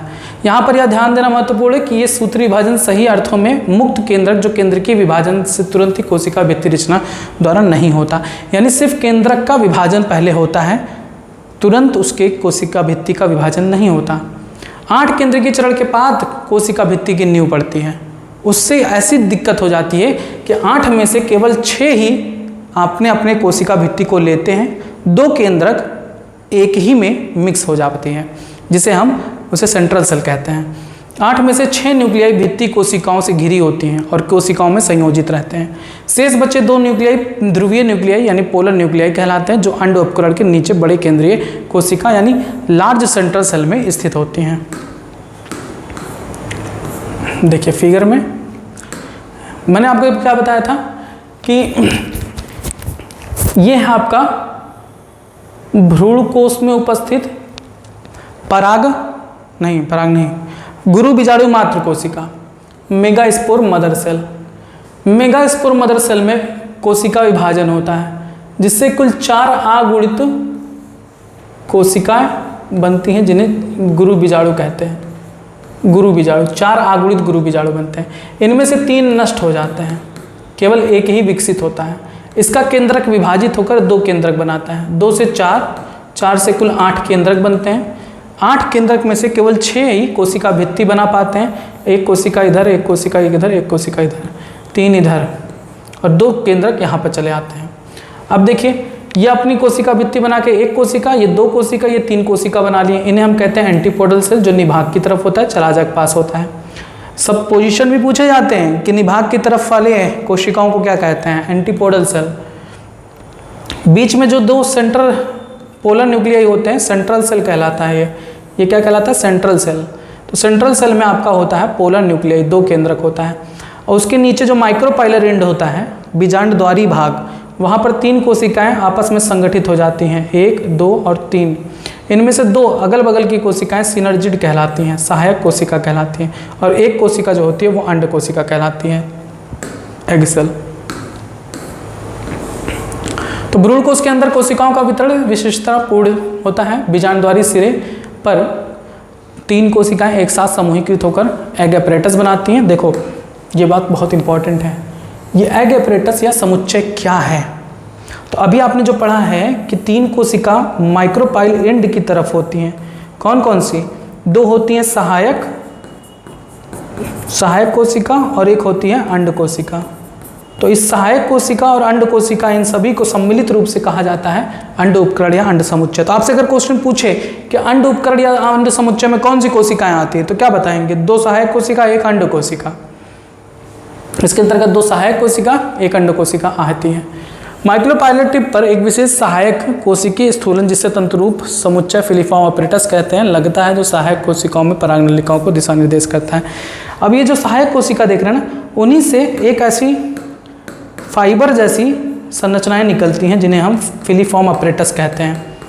ठीक है, फिलीफॉर्म ऑपरेटस याद रखिएगा, हाइकुल ना याद रखो हिंदी।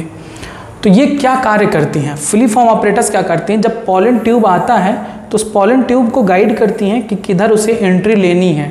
यानी इस सहायक कोशिकाओं में पराग नलिकाओं पॉलन ट्यूब को दिशा निर्देश करती है कि किस तरफ से आपको अंदर प्रवेश करना है। ठीक, 3 कोशिकाएं चलाचल एंड की तरफ होती हैं, जिसे एंटीपोडल सेल कहते हैं। एक वृहद केंद्रीय सेल, लार्ज सेंट्रल सेल होता है। तो आपको बताएं कि एक लार्ज सेंट्रल सेल होता है जिसमें 2 केंद्रक होते हैं। ठीक है, जैसा कि पहले बताया गया, 2 ध्रुवीय न्यूक्लियाई होती हैं। इस प्रकार से एक प्रारूपी आवृत्ति बीजी भ्रूणकोश परिपक्व, एक आवृत्ति भ्रूण, आप देखो 3 कोशिका इधर है ना, 1 2 3, 3 कोशिका, एक कोशिका 4 और 4 3 7 कोशिका हुआ ना। केंद्रक कितने हैं? 8, 1 2 3 4 5 6 7 8। तो एक परिपक्व भ्रूणकोश क्या होती हैं? 8 केंद्रकीय और 7 कोशिकीय अवस्था वाली होती हैं।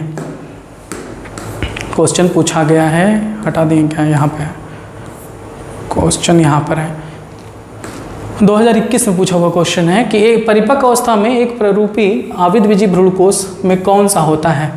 8 केंद्रकीय 7 कोशिकीय? गलत, 8 केंद्रकीय बोल दिए हैं। नहीं, सही है यही, हाँ सही है, 8 केंद्रक होते 7 कोशिका। ठीक है, हमें लगा कि 7 केंद्रकीय बोला है, पहले ही ऑप्शन सही है।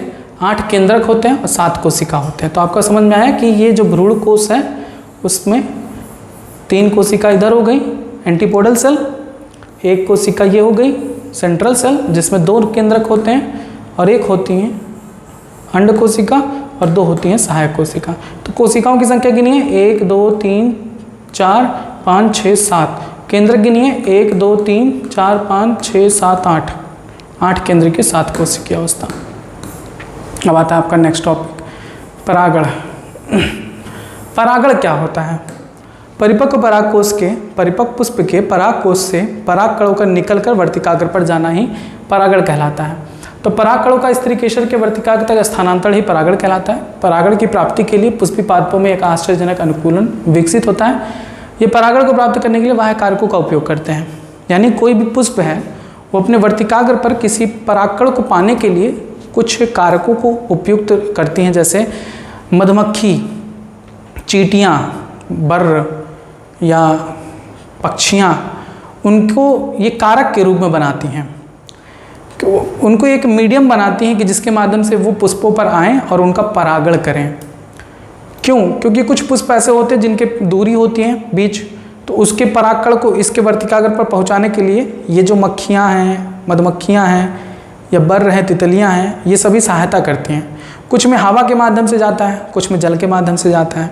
ठीक, तो ये माध्यम का प्रयोग करते हैं। आइए देखते हैं परागण के प्रकार। परागण के स्रोत को ध्यान रखते हुए परागण को 3 प्रकार में बांटा गया है। एक होता है स्वयुग्मन, ऑटोगैमी, जिसमें किसी भी परागणकारी की आवश्यकता नहीं पड़ती। होता क्या है, एक ही पुष्प में एक ही पुष्प है, उसके परागकण से वर्तिकाग्र तक परागकणों का स्थानांतरण होता है। जब एक ही पुष्प में उसके परागकण का स्थानांतरण परागकोश वर्तिकाग्र पर ही होना है तो ये तो आसान है। इस प्रकार का परागण उसी पुष्प के अंदर होता है। एक सामान्य पुष्प में जहाँ परागकोश एवं वर्तिकाग्र खुलता है एवं अनावृत होता है वहाँ पूर्ण स्वयुग्मन अपेक्षाकृत दुर्लभ होता है। इस प्रकार के पुष्पों में स्वयुग्मन के लिए पराग एवं वर्तिकाग्र विमुक्ति के लिए समकालिता की आवश्यकता होती है। कोई पुष्प है, उसमें उसके परागकोश से पराग कणों को लेकर जाना है, उसके वर्तिकाग्र पर जाना है लेकर। तो इसके लिए ये पुष्प कुछ युक्तियां बनाती हैं। एक तो ये कि एक ही पुष्प हो, उसी में नर मादा भाग उत्पन्न हो। दूसरा कह रहे हैं समकालिता होना चाहिए। जिस समय इनका वर्तिकाग्र परिपक्व होकर खुले उसी समय परागकोश भी फटे और परागकण निकले, यानी दोनों का समय एग्जैक्ट होना चाहिए। तभी जब ये फैलेंगे और ये परागकण रिलीज करेंगे तो परागकण यहाँ पर आएंगे। अगर ये मान लो फैली ही नहीं है, बंद है और इनका परागकोश पहले ही फट गया तो ये बेकार हो जाएंगे, परागकण जाएंगे तो कुछ होगा ही नहीं, अंकुरण ही नहीं होगा। या मान लो कि ये फैल जाते हैं, ये फटे ही नहीं तो इनका परागकण पहुँचेगा ही नहीं। तो वही कह रहे हैं समकालता होना चाहिए कि जिस समय वर्तिकाग्र की विमुक्ति और क्या कहते हैं परागकण एक समय पर ही वहाँ पर परिपक्व हों। एक इसके साथ ही परागकोश और वर्तिकाग्र का एक दूसरे के पास भी अवस्थित होना चाहिए ताकि स्वपरागण संपन्न हो सके।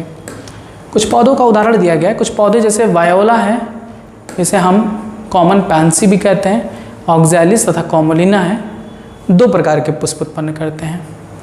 एक उन्मील परागणी पुष्प जिसे हम कैस्मोगैमस फ्लावर कहते हैं, अन्य प्रजाति के पुष्पों के ही समान होते हैं, जिसमें परागकोश और वर्तिकाग्र अनावृत होते हैं। परागकोश और वर्तिकाग्र अनावृत होते हैं, एक्सपोज्ड होते हैं, मतलब खुले हुए होते हैं। पुष्प है, पुष्प खुल चुका है, उसमें बीच में आपका वर्तिकाग्र है, साइड साइड में आपके परागकोश भी अपने बने हुए हैं। लेकिन कुछ ऐसे होते हैं जो अनुन्मील परागणी पुष्प क्लिस्टोगैमस भी होते हैं। तो क्लिस्टोगैमस जो पुष्प होती हैं वो कभी खुलती ही नहीं है, पुष्प कभी अनावृत ही नहीं होता, यानी पुष्प है वो ऐसे ही कली की अवस्था में बना रहेगा, खुलेगा ही नहीं। तो इसमें चांसेस ज़्यादा होते हैं फर्टिलाइजेशन के। इस प्रकार के पुष्पों में परागकोश एक वर्तिकाग्र के दूसरे बिल्कुल नज़दीक स्थित होता है। जब पुष्प कलिका में परागकोश स्फुटित होता है तब परागकण वर्तिकाग्र के संपर्क में आकर परागण को प्रभावित करते हैं। अतः अनुन्मील परागणी पुष्प यानी क्लिस्टोगैमस फ्लावर सदैव ऑटोगैमस होते हैं। सब अंडरलाइन करते चलिएगा। क्यों कह रहे हैं ऑटोगैमस? स्वयुग्मकी हैं, इनको किसी और एजेंट की ज़रूरत नहीं है, किसी दूसरे परागकण की ज़रूरत नहीं है, इन्हीं का परागकण उसकी वर्तिकाग्र पर ही जाएगा। यानी शुद्ध रूप से कहा जाए तो एक ही पौधे की जेनेटिक कॉम्बिनेशन बनेगी, इनमें कभी विभिन्नता उत्पन्न ही नहीं होगा क्लिस्टोगैमस में, क्योंकि एक ही पौधे का जो जेनेटिक कॉम्बिनेशन है वही मिल रहा है।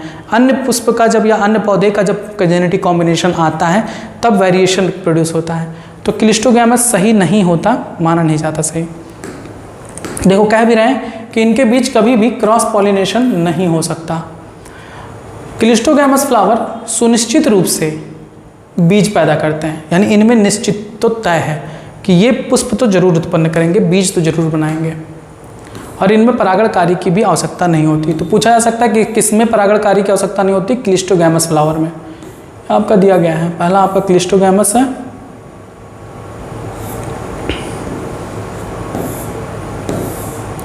यह आपका सेल्फ पॉलिनेटिंग फ्लावर है जो कभी खिलता नहीं है। यह आपका खिला हुआ पुष्प है जिसमें पर परागण भी हो सकता है, किसी अन्य पुष्प का वर्तिकाग्र भी आ सकता है, मतलब उसी प्रजाति का होना चाहिए।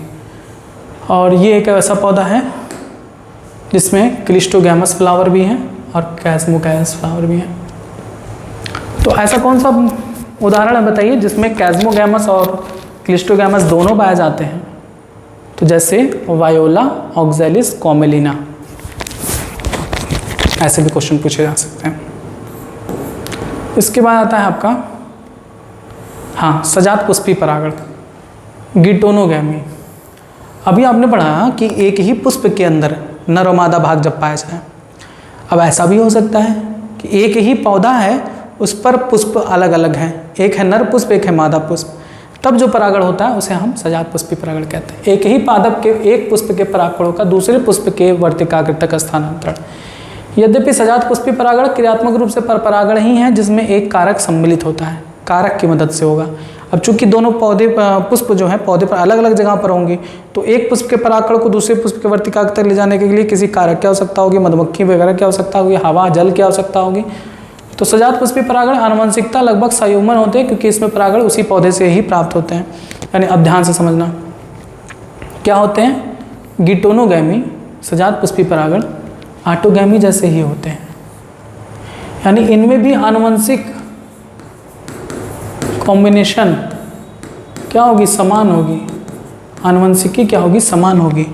जो इनसे संतान उत्पन्न होगा वो अपने जनक के समान होगा कैरेक्टरिस्टिक। इसके पहले वाला जो आपने पढ़ा है ऑटोगैमी, उसमें भी जेनेटिक कॉम्बिनेशन सेम होगा, यानी जेनेटिक वेरिएशन नहीं पाए जाएंगे। वेरिएशन तो तब पाया जाता है ना जब दो अलग अलग पौधों के नर युग्मक और मादा युग्मक आपस में मिले, तो वो होता है आपका परिनिषेचन में। परिनिषेचन एक ऐसी परिघटना है जिसमें दो अलग अलग पौधे हैं, उसके पुष्प पर दूसरे पुष्प का उसी प्रजाति के दूसरे पौधे के पुष्प का परागकण आता है। इसमें भिन्न पादपों के परागकोश से भिन्न पादपों के वर्तिकाग्र तक परागकणों का स्थानांतरण होता है। इसका मतलब ये मत समझ लेना कि भिन्न पादक का मतलब ये नहीं है कि अमरूद के पौधे का परागकण आम के पौधे के वर्तिकाग्र पर जाए, ये मत समझना। आम का ही पेड़ एक यहाँ पर है, एक यहाँ पर है, दो आम के पेड़ हैं, दो अलग अलग जातियाँ हैं उसकी, तो उसका परागकण इसकी वर्तिकाग्र पर आएगा, वो बात कही जा रही है। तो अब भिन्न पादप का मतलब ये मत समझना कि आम का पौधा अमरूद का पौधा, नहीं, दोनों आम के ही पौधे होंगे, प्रजाति अलग होगी, जेनेटिक कॉम्बिनेशन अलग होंगे। उसका जेनेटिक कॉम्बिनेशन अलग है, उसका अलग है। वो खट्टा आम उत्पन्न कर रहा है, वो मीठा आम उत्पन्न कर रहा है, तो जेनेटिक वेरिएशन नहीं है। तो यही एक ऐसा परागण है जिसमें परागण के समय आनुवंशिकता भिन्न प्रकार के परागकणों का आगमन होता है। देखो, आनुवंशिकता भिन्न प्रकार के परागकणों का आगमन होता है, किसमें, परिनिषेचन में। तो क्वेश्चन पूछा भी गया है नीट 2021 में, एक पादप के परागकोश से परागकणों के एक भिन्न पादप के वर्तिकाग्र पर स्थानांतरण के लिए कौन सा शब्द प्रयुक्त होता है जिसमें परागण के दौरान वर्तिकाग्र पर आनुवंशिक रूप से भिन्न प्रकार का परागकण लाए जाते हैं? परिनिषेचन, जीनोगैमी, ऑप्शन है। ये तो आपने कर ही लिया। आगे आइए, अब आता है परागण के अभिकर्मक या कारक यानी पॉलिनेटिंग एजेंट के बारे में। ये पॉलिनेटिंग एजेंट क्या होते हैं, परागण के अभिकर्मक क्या होते हैं? वे कारक जिनके माध्यम से एक पुष्प का परागकण दूसरे पुष्प के वर्तिकाग्र पर जाता है परागण अभिकर्मक कहलाते हैं।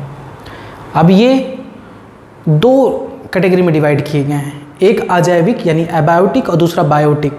एबायोटिक का मतलब अजैविक, जिसके अंतर्गत आते हैं वायु और जल। वायु और जल के माध्यम से कुछ पुष्पों में परागण की प्रक्रिया संपन्न होती है। जैवीय कारक जो होते हैं वो जीवित जीव होते हैं, जैसे मधुमक्खी, तितलियाँ, भौरा या अन्य ऐसे जीव जिनके माध्यम से परागण संपन्न होता है। पक्षियाँ वगैरह भी इसी में आती हैं। तो उनके माध्यम से परागकण एक पुष्प से दूसरे पुष्प पर पहुंचता है। ऐसे जीवों को हम अभिकर्मक कहते हैं। पौधे परागण के कारक या अभिकर्मक के रूप में दो अजैविक और जैविक कारकों का उपयोग कर लक्ष्य प्राप्त करते हैं। अधिकतर पौधे परागण के लिए जैविक कारकों का ही प्रयोग करते हैं, यानी जीवित जीवों का ही प्रयोग करते हैं। बहुत कम पौधे होते हैं जो अजैविक कारकों पर निर्भर करते हैं। बहुत कम पौधे हैं जो वायु के माध्यम से परागण को संपन्न कराना चाहते हैं। बहुत कम पौधे हैं जो जल के माध्यम से अपना परागण की क्रिया को संपर्क कराते हैं। ऐसा इसलिए क्योंकि वायु और जल के माध्यम से जो परागण की प्रक्रिया है सुनिश्चित नहीं होती। इसमें बहुत ही अनिश्चितता पाई जाती है कि हवा के माध्यम से मान लो यहाँ पर एक पुष्प है, यहाँ पर एक पुष्प है, इसका परागकण यहाँ जाना है। अब पता चला हवा इस डायरेक्शन में चलना है, तो हवा तो इसको उधर उड़ा ले जाएगी ना, पुष्प यहाँ पर है। तो ये संयोगात्मक है कि संयोग है कि परागकण इधर पहुँच पाए। तो इस वजह से कि बड़ा जटिल है कि वायु के माध्यम से या जल के माध्यम से परागकण दूसरे पुष्प पर जाए। जो पुष्प होती हैं बड़ी संख्या में परागकण को उत्पन्न करती हैं। इससे ढेर सारा परागकण फोड़ेगा तो वहाँ कहीं ना कहीं तो एक आध पहुँच ही जाएगा। तो इस प्रकार की अनिश्चितता और परागकणों के ह्रास से जुड़े तथ्यों की क्षतिपूर्ति हेतु पौधे बीजांडों की तुलना में असंख्य मात्रा में परागकण उत्पन्न करते हैं। अजैविक परागण में वायु द्वारा परागण सर्वाधिक सामान्य परागण है। सबसे ज़्यादा जो, अगर हम जैविक अजैविक की बात करें तो अजैविक में सबसे ज़्यादा कॉमन है वायु के माध्यम से परागण की प्रक्रिया होती है। इसके साथ ही वायु परागण हेतु अब इम्पॉर्टेंट है। क्या इम्पॉर्टेंट है कि वायु परागण के लिए उसका जो परागकण है वो कैसा होना चाहिए। अगर परागकण भारी है तो हवा में उड़ पाएगा नहीं ना। तो पहला ये कि ये शर्त है कि जो परागकण हों वो हल्के हों, लाइट वेट के हों, चिपचिपाहट रहित हों, नॉन स्टिकी हों, यानी ऐसा ना हो कि कहीं जाकर चिपक जाए। परागकणों की ज़रूरत होती है। तो आपसे क्वेश्चन पूछा जा सकता है कि वायु परागित पुष्पों के में परागकणों की विशेषता बताइए। तो परागकण की विशेषता क्या है? हल्के और चिपचिपा रहित होने चाहिए ताकि वे हवा के झोंकों के साथ संचरित हो सके।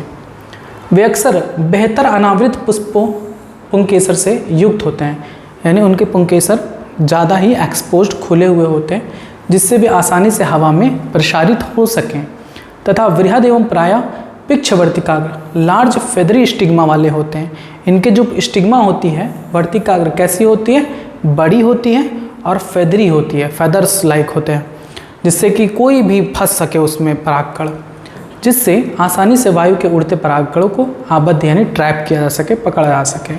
वायु परागित पुष्पों में प्रायः प्रत्येक अंडाशय में एक अकेला बीजांड तथा एक पुष्पक्रम में असंख्य पुष्पगुच्छ होते हैं, यानी उनके एक अंडाशय में एक ही बीजांड पाया जाता है प्रायः, और जो पुष्प होती हैं वो पुष्प के गुच्छों में होती है, जिसे हम पुष्पक्रम कहते हैं। इसका एक जाना पहचाना उदाहरण भुट्टा है, यानी कॉर्न। आप जो टैसल्स देखते हैं कुछ नहीं बल्कि वर्तिकाग्र और वर्तिकाग्र हैं जो हवा में झूमते हैं, जिससे परागकण आसानी से पकड़ सकें। यहाँ पर ये फिगर दिखाया गया है, ये है आपका टसल्स। टसल्स में ये चीज़ें जो आपको लहराती हुई दिखाई देती हैं वो यही होती हैं वर्तिकाग्र और वर्तिका, जिसके माध्यम से परागकण उसमें फंसते हैं। ये इम्पॉर्टेंट है कि घासों में परागण किसके माध्यम से होता है? तो परागण वायु के माध्यम से होता है। पुष्पी पादपों में जल द्वारा जो परागण है वो काफ़ी दुर्लभ है। कुछ ही पौधों ऐसे हैं जिनमें परागण जल के माध्यम से होता है। यह लगभग 30 वंशों तक ही सीमित है, वह भी अधिकतर एक बीजी पौधों में पाया जाता है। इसके विपरीत अगर आप बात करें एल्गी ब्रायोफाइटा टेरिडोफाइटा की, तो उसमें भी आपको बताया गया कि एल्गी ब्रायोफाइटा टेरिडोफाइटा में उनके जनन के लिए क्या चाहिए होता है? जल आवश्यक होता है, जल माध्यम होता है। ठीक, नर के परिवहन के लिए जल की आवश्यकता होती है एल्गी ब्रायोफाइटा टेरिडोफाइटा में। जल परागित पुष्पों के कुछ उदाहरण हैं, जैसे वैलिस्नेरिया, अंडरलाइन करते चलिएगा। पूछा जा सकता है कि उन पौधों का नाम बताइए जिनमें जल के माध्यम से परागण होता है। वैलिस्नेरिया, हाइड्रिला जो ताजे पानी में उगते हैं, और अनेकों समुद्री जलीय घासों जैसे जॉस्टेरा। इन तीनों में जॉस्टेरा, हाइड्रिला, वैलिस्नेरिया, इन तीनों में जल के माध्यम से परागण प्रक्रिया होती है। ध्यान से समझेंगे कि जितने भी जलीय पौधे हैं, ऐसा नहीं है कि सभी जलीय पौधों में परागण जल के माध्यम से होता है, ऐसा नहीं है। कुछ ही जलीय पौधे ऐसे हैं जिनमें जल के माध्यम से परागण होता है। कुछ ऐसे जलीय पौधे हैं जिनमें परागण कीटों के माध्यम से या हवा के माध्यम से होता है। अब आइए देखिए, सभी जलीय पौधे जल को परागण के लिए उपयोग में नहीं लाते हैं। कुछ ऐसे जलीय पौधे हैं जो बिना जल के परागण करते हैं, कीट और वायु के माध्यम से, जो पूछा गया है क्वेश्चन। अधिकांश पौधे जैसे वाटर हायासिंथ, कुमुदनी, वाटर लिली पानी की सतह पर पैदा होते हैं, लेकिन इनका परागण जल के माध्यम से नहीं होता। किसके माध्यम से होता है? कीट और वायु के माध्यम से होता है। पिछले साल पूछा हुआ क्वेश्चन। जैसा कि अधिकतर थलीय पौधों में होता है। एक प्रकार के जलीय परागण में मादा पुष्प एक लंबे डंठल द्वारा जल की सतह पर आ जाते हैं और नर पुष्प या परागकण पानी की सतह पर अवमुख होते हैं। उदाहरण वैलिस्नेरिया लंबे डंठल के साथ जलधाराओं में निष्क्रिय रूप से बहते रहते हैं। वैलिस्नेरिया में जो उसका मादा पुष्प है वो लंबे डंठल के रूप में उसके जल की सतह पर तैरती रहती है। इनमें से कुछ एक संयोगात्मक रूप से मादा पुष्प एवं वर्तिकाग्र तक पहुँच पाते हैं। एक अन्य समूह के जलीय परागण वाले पौधे जैसे कि समुद्री घास की बात की जाए तो इनमें मादा पुष्प जल के भीतर होते हैं, जल की सतह के नीचे पानी में डूबा रहता है और परागकणों को जल के अंदर ही अवमुक्त किया जाता है। अब यहाँ पर क्वेश्चन कैसे पूछा जा सकता है कि वैलिस्नेरिया में जो मादा पुष्प है, मादा भाग है, वो कहाँ होती है? जल के नीचे, जल की सतह पर। तो जल की सतह पर। घासों में जो पुष्प का मादा भाग है वो कहाँ होता है? सतह पर या अंदर? तो अंदर होता है, जल के अंदर डूबा रहता है। इस प्रकार की बहुत सारी प्रजातियों के परागकण लंबे फीते जैसे होते हैं और जल के भीतर निष्क्रिय रूप से बहते रहते हैं। इनमें से कुछ एक वर्तिकाग्र पर पहुँच जाते हैं, परागण पूरा हो जाता है। जल परागित अधिकतर प्रजातियों में परागकणों को पानी के भीतर गीले होने से, मोस्ट इंपॉर्टेंट पॉइंट, कि जो परागकण हैं वो जल के अंदर गीले होने से किसके माध्यम से बचे होते हैं? तो वो बचते हैं श्लेष्मक आवरण म्यूसिलेजिनस कवरिंग के द्वारा। क्वेश्चन पूछा गया है 2020 में, जलकुंभी और जल लिली में परागण किसके द्वारा होता है? वाटर हायसिंथ और वाटर लिली में परागण किसके माध्यम से होता है? देखो, वाटर हायसिंथ और वाटर लिली ये दोनों जल में पाए जाने वाले पौधे हैं, लेकिन अभी मैंने आपको बताया था कि सभी जलीय पौधों में जल के माध्यम से नहीं होता परागण। इनमें किसके माध्यम से होता है? कीट और वायु के माध्यम से। कीट और वायु के द्वारा होता है, ऑप्शन ए। दूसरा क्वेश्चन, सम्मोहक और परितोषिक किसके लिए आवश्यक होते हैं? देखिए, जो जैविक परागण वाले पुष्प होते हैं, यानी ऐसे पुष्प जिनको अपने परागण के लिए कीटों की आवश्यकता हो, भंवरों की आवश्यकता हो, तितलियों की आवश्यकता हो, पक्षियों की आवश्यकता हो, तो वे जो पुष्प होते हैं वो उनको अट्रैक्ट करने के लिए, अब जैसे आप हो, अगर आप क्या ही बोलें, किसी को अट्रैक्ट करने के लिए क्या लगाते हो? परफ्यूम वगैरह लगाते हो, मेकअप वगैरह करते हो।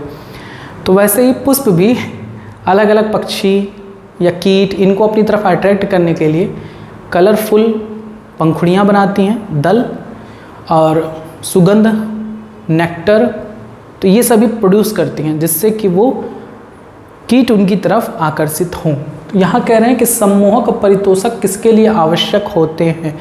तो सम्मोहक का मतलब क्या होता है? किसी को अट्रैक्ट करने के लिए हम सम्मोहन वाली चीज़ें करें। जैसे आप अगर मेकअप करते हो तो आप किसी को अट्रैक्ट करने के लिए ही तो करते हो। तो उसी तरीके से सम्मोहक किसके लिए आवश्यक होते हैं? कीट परागित पुष्पों के लिए। तो कीट परागण के लिए, ऑप्शन बी। अब जो वायु परागित पुष्प है या जल परागित पुष्प है तो वो आपका चेहरा थोड़े ना देख पाएंगे। तो वायु परागित पुष्प और जल परागित पुष्पों को आपके किसी भी समूह की जरूरत नहीं पड़ती। अब यहाँ पर आपके कुछ फिगर्स दिए गए हैं। पॉलिनेशन बाय वाटर, यह आपका वेलिस्नेरिया का है, और इंसेक्ट पॉलिनेशन जिसमें दिखाया गया है कि जब मधुमक्खी पुष्प पर बैठती है। वायु एवं जल परागित पुष्प ना तो बहुत रंग युक्त होते हैं, यहाँ पर देखिए बताया गया है कि जो वायु और जल परागित पुष्प होते हैं वो ना तो बहुत रंग युक्त होते हैं और ना ही मकरंद पैदा करते हैं, क्योंकि उन्हें इसकी आवश्यकता नहीं होती। उन्हें तो अपना परागण जल और वायु के माध्यम से करना होता है। अब कह रहे हैं इसका क्या कारण है? तो कारण यही है कि उन्हें किसी को अट्रैक्ट नहीं करना है, किसी कीट पक्षी को अट्रैक्ट नहीं करना है, इसी वजह से। अधिकतर पुष्पीय पादप परागण के लिए प्राणियों को परागण कर्मक या कारक के रूप में उपयोग करते हैं। आपको बता चुके हैं वो कौन हो सकते हैं? मधुमक्खियाँ सबसे अच्छी परागणकारी यही मानी जाती हैं, बेस्ट पॉलिनेटर। माना जाता है कि मधुमक्खियाँ अगर समाप्त हो जाए तो पृथ्वी से इतने अधिक मात्रा में पौधे भी समाप्त हो जाएंगे। भंवरे, तितलियाँ, बर्ड, चिटियाँ, सलभ कीट, पक्षी, गुंजन पक्षी, हमिंग बर्ड, सबसे छोटा बर्ड होता है हमिंग बर्ड, तथा चमगादड़ आदि सामान्य परागणी अभिकर्मक हैं। प्राणियों में कीट पतंग विशेष रूप से मधुमक्खी प्रधान जीवीय परागण कर्मक डोमिनेंट बायोटिक पॉलिनेटिंग एजेंट होता है। पूछा जा सकता है कि डोमिनेंट बायोटिक पॉलिनेटिंग एजेंट या बेस्ट पॉलिनेटिंग एजेंट कौन होता है? मधुमक्खियाँ। यहाँ तक कि बड़े नर वानरगण के प्राणी, जैसे वानरगण के प्राणी, लेमूर, वृक्षवासी कृंतक, रोडेंट एनिमल्स, गिलहरी वगैरह, इन सभी के माध्यम से भी कुछ पुष्पों में परागण होता है। यहाँ तक कि सरीसृप वर्ग के, जैसे आपका छिपकली हो गया, उसके बाद आपका सांप वगैरह हो गया, लिजर्ड, गार्डन लिजर्ड, इनके माध्यम से भी परागण कुछ पुष्पों में संपन्न होता है। होता क्या है कि जब ये टहलती रहती हैं तो किसी पुष्प का परागण उनकी पीठ पे लग गया, वो और दूर गई, किसी दूसरे पुष्प के मादा भाग पे उसको पहुंचा दी किसी भी तरीके से। तो कुछ प्रजाति के पादपों के परागण के लिए सक्रिय पाए गए। प्रायः प्राणी परागित पुष्पों के पुष्प एक विशिष्ट प्रजाति के प्राणी के लिए विशेष रूप से अनुकूलित होते हैं। ये बात आपका सही गलत में दिया जा सकता है, तो इस पूरे लाइन को अंडरलाइन कर लीजिए। एक पुष्प एक विशेष प्राणी के लिए विशेष हो सकता है। इसके बहुत सारे एग्जाम्पल्स हैं, ठीक है। यानी जैसे मान लो कि एक मधुमक्खी है, तो मधुमक्खी सूरजमुखी के पुष्प को परागण कर रही है, तो जो सूरजमुखी का जो पुष्प है वो मधुमक्खी के से ही परागण करेगा, मधुमक्खी के माध्यम से ही परागण करेगा, उसके लिए वो विशिष्ट होता है, किसी और से वो परागण नहीं कर पाएगा। वही कहने का मतलब है। अधिकतर कीट परागित पुष्प बड़े होते हैं, रंगीन होते हैं, सुगंध युक्त होते हैं, मकरंद पैदा करते हैं। ये सब क्यों करते हैं? सुगंध, मकरंद, रंगीन क्यों होते हैं? जिससे कीट उनकी तरफ आकर्षित हों। जब पुष्प छोटे होते हैं तो अनेक पुष्प एक पुष्पवृंत इन्फ्लोरेसेंस में समूहबद्ध होकर अधिक उभर आते हैं। प्राणी रंगों एवं सुगंध के कारण पुष्पों की ओर आकर्षित होते हैं। मक्खियों एवं बीटलों से परागित होने वाले जो पुष्प हैं वो मलिन गंध, फॉल आर्डर साबित करते हैं, यानी बहुत बदबूदार। मक्खियाँ जो होती हैं, बीटल्स जो होते हैं, वो उनके माध्यम से जिन पुष्पों में परागण की प्रक्रिया होती है वो पुष्प बहुत ही बदबूदार होते हैं। जैसे एक पुष्प है नाम रेफलेसिया। रेफलेसिया पुष्प को ज़रा सर्च करना है गूगल में, तब देखना वो बहुत ही सड़े मांस की तरीके से बदबू देती है। और रेफलेसिया का पुष्प विश्व का सबसे बड़ा पुष्प होता है, विश्व में पाया जाने वाला, जिससे ये प्राणी आकर्षित होते हैं। प्राणियों से भेंट जारी रखने के लिए पुष्प इनको कुछ लाभ देते हैं, यानी प्राणियों के बार बार बुलाने के लिए वो पुष्प क्या देती हैं? उन्हें मकरंद देती हैं, परागकण देती हैं, खाने के लिए चीज़ें देती हैं। इस पारितोषिकों को पाने के लिए प्राणी आगंतुकों को परागकोश तथा वर्तिकाग्र संपर्क में आना पड़ता है। जब प्राणी यानी जब तितलियाँ या मधुमक्खियाँ जब इन पुष्पों पर आती हैं तो परागकण उन पर चिपक जाते हैं, और जब वो किसी अन्य पुष्प पर जाती हैं तो उनका परागण पूरा हो जाता है। कुछ पुष्प प्रजाति में यह पुरस्कार अंडा देने की सुरक्षित जगह के रूप में पाया जाता है। यानी कुछ ऐसी भी पुष्प प्रजातियां हैं जो इस तरह से पुष्प को उत्पन्न करती हैं कि उसमें कोई अन्य जीव आकर अपना अंडा देता है तो वो उसके लिए सुरक्षित स्थान बन जाता है। जैसे एक उदाहरण दिया गया है एमार्फोफैलस का, जो लंबोत्तर पुष्प है। इसका पुष्प लगभग 6 फीट ऊंचा होता है। और ठीक ऐसा ही एक सहसंबंध सलभ की एक प्रजाति युक्का प्लांट के बीच होती है, मॉथ और युक्का प्लांट। तो मॉथ और युक्का का प्लांट जो होता है, अब यहाँ दोनों ही प्रजाति सलभ एवं पादप बिना एक दूसरे के जीवन चक्र पूरा नहीं कर पाते। यानी जो मॉथ है वो युक्का के फल में एंट्री करता है, वहाँ अपने अंडे देता है, और जब एंट्री करता है तो उसी के माध्यम से उसका परागण पूरा होता है। तो अगर एंट्री नहीं करेगा तो पुष्प का परागण नहीं होगा, और वो उसके अंदर एंट्री नहीं करेगा तो मौत का भी बच्चे पैदा नहीं हो पाएंगे। तो दोनों का जीवन चक्र दोनों के सहसंबंध से ही होता है। इसमें सलभ अपने अंडे पुष्प के अंडाशय के कोष्ठक में देती है, जबकि इसके बदले में वह सलभ द्वारा परागित हो जाता है। सलभ का लार्वा अंडे से बाहर तब आता है जब बीज विकसित होना प्रारंभ होता है। बहुत सारे कीट या भ्रमणकर्ता बिना परागण किए, अब देखो कुछ ऐसे भी चोर हैं, ये कीट हैं, ऐसे चोर होते हैं जो बिना परागण किए यानी किसी पुष्प का परागण भी नहीं करते और उससे नेक्टर वगैरह पा भी लेते हैं, परागकण वगैरह उसके चुरा लेते हैं। ऐसे कीटों को कहा जाता है पॉलिन या नेक्टर रॉबर्स। रॉबर का मतलब होता है लुटेरा। यानी ऐसे भी कीट हैं जो बिना परागण किए मकरंद का भक्षण कर लेते हैं। ऐसे भ्रमणकारियों को नेक्टर रॉबर कहते हैं। अब आता है बहिप्रजनन युक्तियाँ। देखो ये क्या होती हैं बहिप्रजनन युक्तियाँ? ये कोई डिवाइस वगैरह नहीं है। पौधे ये जान चुकी, ये समझ चुकी कि हमारा जो आगे का कल्याण है, भविष्य है, वो स्वयुग्मन से नहीं है। यानी वो स्वयुग्मन को रोकना चाहती हैं। वो चाहती हैं कि हमारे पुष्प पर किसी अन्य पौधे का परागकण आए, यानी वो क्रॉस पॉलिनेशन को बढ़ावा देना चाहती हैं।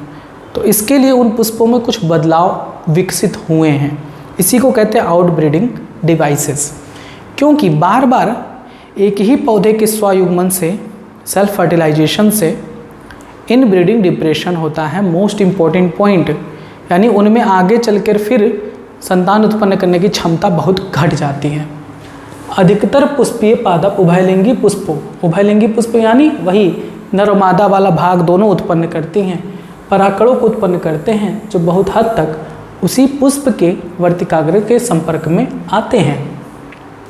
निरंतर स्वपरागण से क्या होता है, इनब्रीडिंग डिप्रेशन होता है, यानी लगातार उसी पुष्प का परागकण उसी पुष्प के वर्तिकाग्र पर जाएगा, जेनेटिक कॉम्बिनेशन में कोई चेंजेस नहीं होते हैं, इसकी वजह से इनब्रीडिंग डिप्रेशन हो जाता है, उनमें जनन की क्षमता घट जाती है, वे बीज कम से कम उत्पन्न कर पाएंगे, तो ये रीज़न होता है।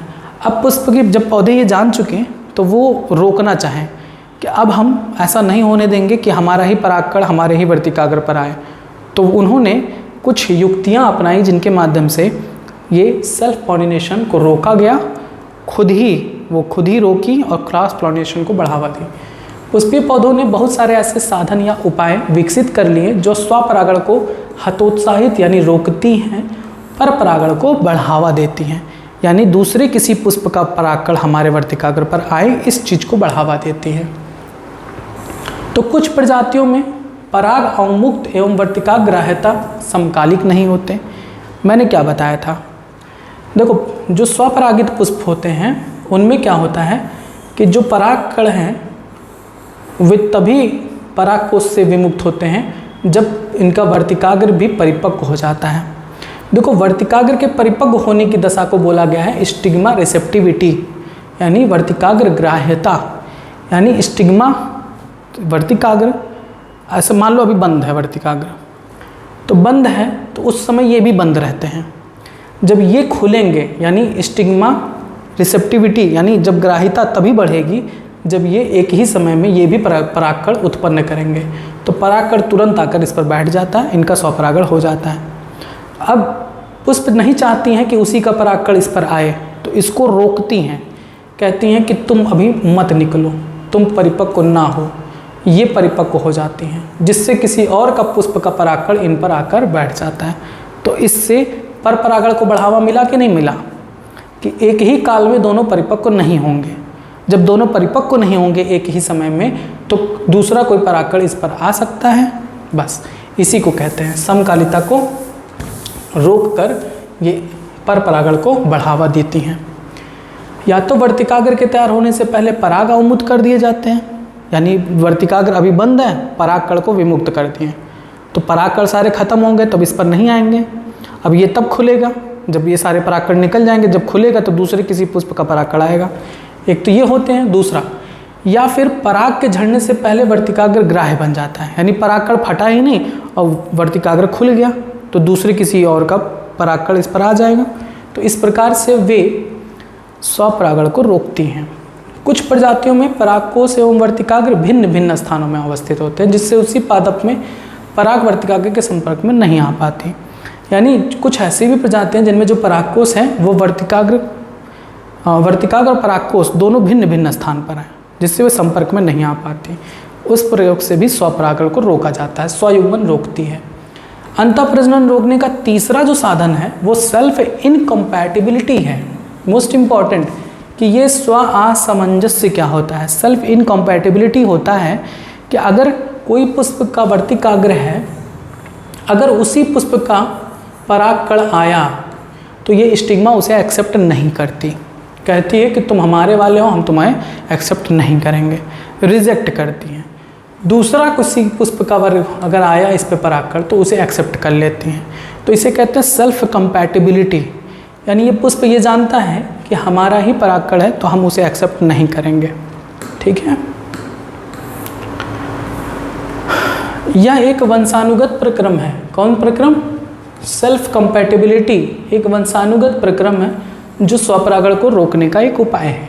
उसी पुष्प या उसी पादप के अन्य पुष्प से जहाँ बीजांड के निषेचन को पराग अंकुरण या स्त्री केशर के परागनलिका वृद्धि को रोका जाता है, यानी अगर उसी के वर्तिकाग्र पर उसी का पॉलन ग्रेन आया है तो उसके अंकुरण को रोक देता है, पॉलन ट्यूब वृद्धि नहीं कर पाता। स्वपरागण को रोकने के लिए एक अन्य साधन एक लिंगी पुष्पों का उत्पादन है, यानी कुछ ऐसे पौधे हैं जो एक ही लिंगी पुष्प उत्पन्न करते हैं, यानी एक पौधा है उस पर एक तरफ जो पुष्प उत्पन्न होगा उस पर केवल नर भाग होगा और दूसरे जगह पर जो पुष्प उत्पन्न होगा उस पर केवल मादा भाग होगा। तो इस प्रकार से एक लिंगी पुष्प को जो बढ़ावा देंगे तो भी इनके बीच परागण रुकेगा, स्वपरागण रुकेगा। अगर एक ही पौधे पर नर और मादा दोनों पुष्प उपलब्ध हों जैसे एग्जाम्पल दिया गया है कैस्टर और मेज का, पूछा जा सकता है उभयलिंगाश्री पौधे का एग्जाम्पल बताइए। यानी एक ऐसा पौधा जिस पे नर और मादा पुष्प एक ही पुष्प पर होते हैं, नर और मादा भाग एक ही पुष्प पर होते हैं, तो क्या बताएंगे? मक्का और अरंड यानी कैस्टर। यह स्वपरागण को रोकता है, ना कि सजात पुष्पी परागण को।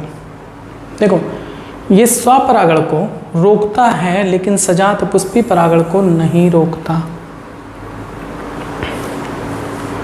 नर और मादा दोनों पुष्प एक ही, अच्छा हाँ, एक ही पौधे पर है, पुष्प पर नहीं। देखो, एक पौधा है जिस पर यहाँ पर एक पुष्प है नर और यहाँ पर एक पुष्प है मादा, ठीक है, यह है आपका नर, यह है मादा। तो ये कह रहे हैं, इनका कहने का मतलब है कि स्वपरागण को तो रोक देंगे, यानी एक ही पुष्प के वर्तिकाग्र तो नहीं जाएंगे, लेकिन सजात पुष्पी परागण को नहीं रोक पाएंगे। सजात पुष्पी परागण का मतलब क्या होता है? एक ही पौधे का एक पुष्प के परागकण उसी पौधे के दूसरे पुष्प के वर्तिकाग्र पर पहुँचते हैं, तो इसे सजात पुष्पी परागण कहते हैं, ठीक। तो इसको नहीं रोक पाता। अन्य बहुत सारी प्रजातियां हैं जैसे पपीता, इसमें नर और मादा पुष्प भिन्न भिन्न पौधों पर होते हैं, यानी इनके पुष्प क्या होते हैं? एक लिंगाश्रयी होते हैं। यह परिस्थिति स्वपरागण और सजात पुष्पी दोनों को अवरोधित करती है, यानी ना तो स्वपरागण होगा ना ही सजात पुष्पी परागण होगा। क्या होगा? पर निषेचन होगा, पर निषेचन। दो भिन्न भिन्न जेनेटिक कॉम्बिनेशन वाले गैमीट आपस में जुड़ते हैं। अब आता है पराग स्त्रीकेशर संकर्षण। चलो थोड़ा सा फिगर के माध्यम से पहले आपको समझाते हैं। देखिए होता क्या है, ये है आपका वर्तिकाग्र। तो वर्तिकाग्र पर जब परागकण आता है तो पहले तो वो वर्तिकाग्र उसे पहचानती है कि कौन सा अपना है कौन सा पराया।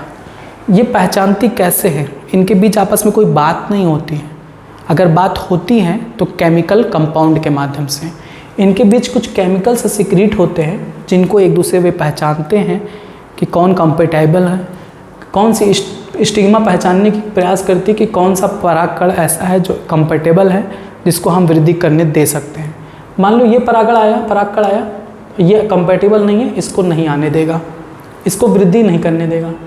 मान लो यहाँ पर एक परागकण आया, ये भी कंपेटेबल नहीं है, इसको वृद्धि नहीं करने देगा।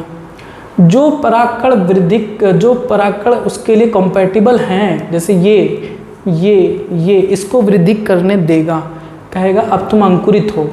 तो अंकुरित होता है तो परागकण से निकलता है पराग नलिका, और ये पराग नलिका प्रवेश करता है बीजांड के अंदर। कहाँ? भ्रूण कोश में। अब देखो यहाँ पर कहीं दिया गया है कि नहीं? नहीं दिया गया है। थोड़ा सा यहाँ पर फिलीफॉर्म अपरेटस दिखाया गया है। ये जो फिलीफॉर्म अपरेटस होता है वो गाइड करता है इस पराग नलिका को अंदर प्रवेश करने में। जब भ्रूण कोश के अंदर पराग नलिका प्रवेश कर जाती है तो अब चूंकि आपको पता है कि परागकण के अंदर कितने कोशिका थे? 2 कोशिका थी ना। एक बड़ी वाली थी जिसे हम कायिक कोशिका कहते थे, वेजिटेटिव न्यूक्लियर सेल, और एक छोटी कोशिका होती थी जिसे हम जेनरेटिव सेल्स कहते थे, यानी जनन कोशिका। तो जब पॉलन ट्यूब से ये जेनरेटिव सेल बाहर आता है, परागकण से पॉलन ट्यूब में आता है, तो तुरंत ये विभाजन करके 2 बन जाता है। यानी इसी जेनरेटिव सेल में समसूत्री विभाजन के माध्यम से 2 नर युग्मक बनते हैं। अब इन 2 नर युग्मक में से एक नर युग्मक, देखो एक नर युग्मक फ्यूज करता है, 2 मेल गैमीट है, एक ये और एक ये मेल गैमीट एक फ्यूज करता है एग सेल से, ठीक है, एग सेल से। तो जो मेल गैमीट एग सेल से फ्यूज करता है वो बनाता है जाइगोट। इस प्रक्रिया को कहते हैं सिनगैमी, संयुग्मन। एक नर युग्मक इस पोलर न्यूक्लियाई से फ्यूज करता है, एक मेल गैमीट किससे फ्यूज करता है? पोलर न्यूक्लियाई से। तो ये बनाता है PEN, प्राइमरी इंडोस्पर्म न्यूक्लियस, प्राथमिक भ्रूणपोष केंद्रक। इस प्रक्रिया को क्या कहते हैं? त्रिसंलयन कहते हैं, ट्रिपल फ्यूजन। चूँकि यहाँ पर 2 बार निषेचन होता है, एक नर युग्मक मादा युग्मक से फ्यूज कर रहा है, एक नर युग्मक द्विध्रुवीय केंद्रक से फ्यूज कर रहा है। इस वजह से 2 बार जब निषेचन होता है इसे हम कहते हैं दोहरा निषेचन।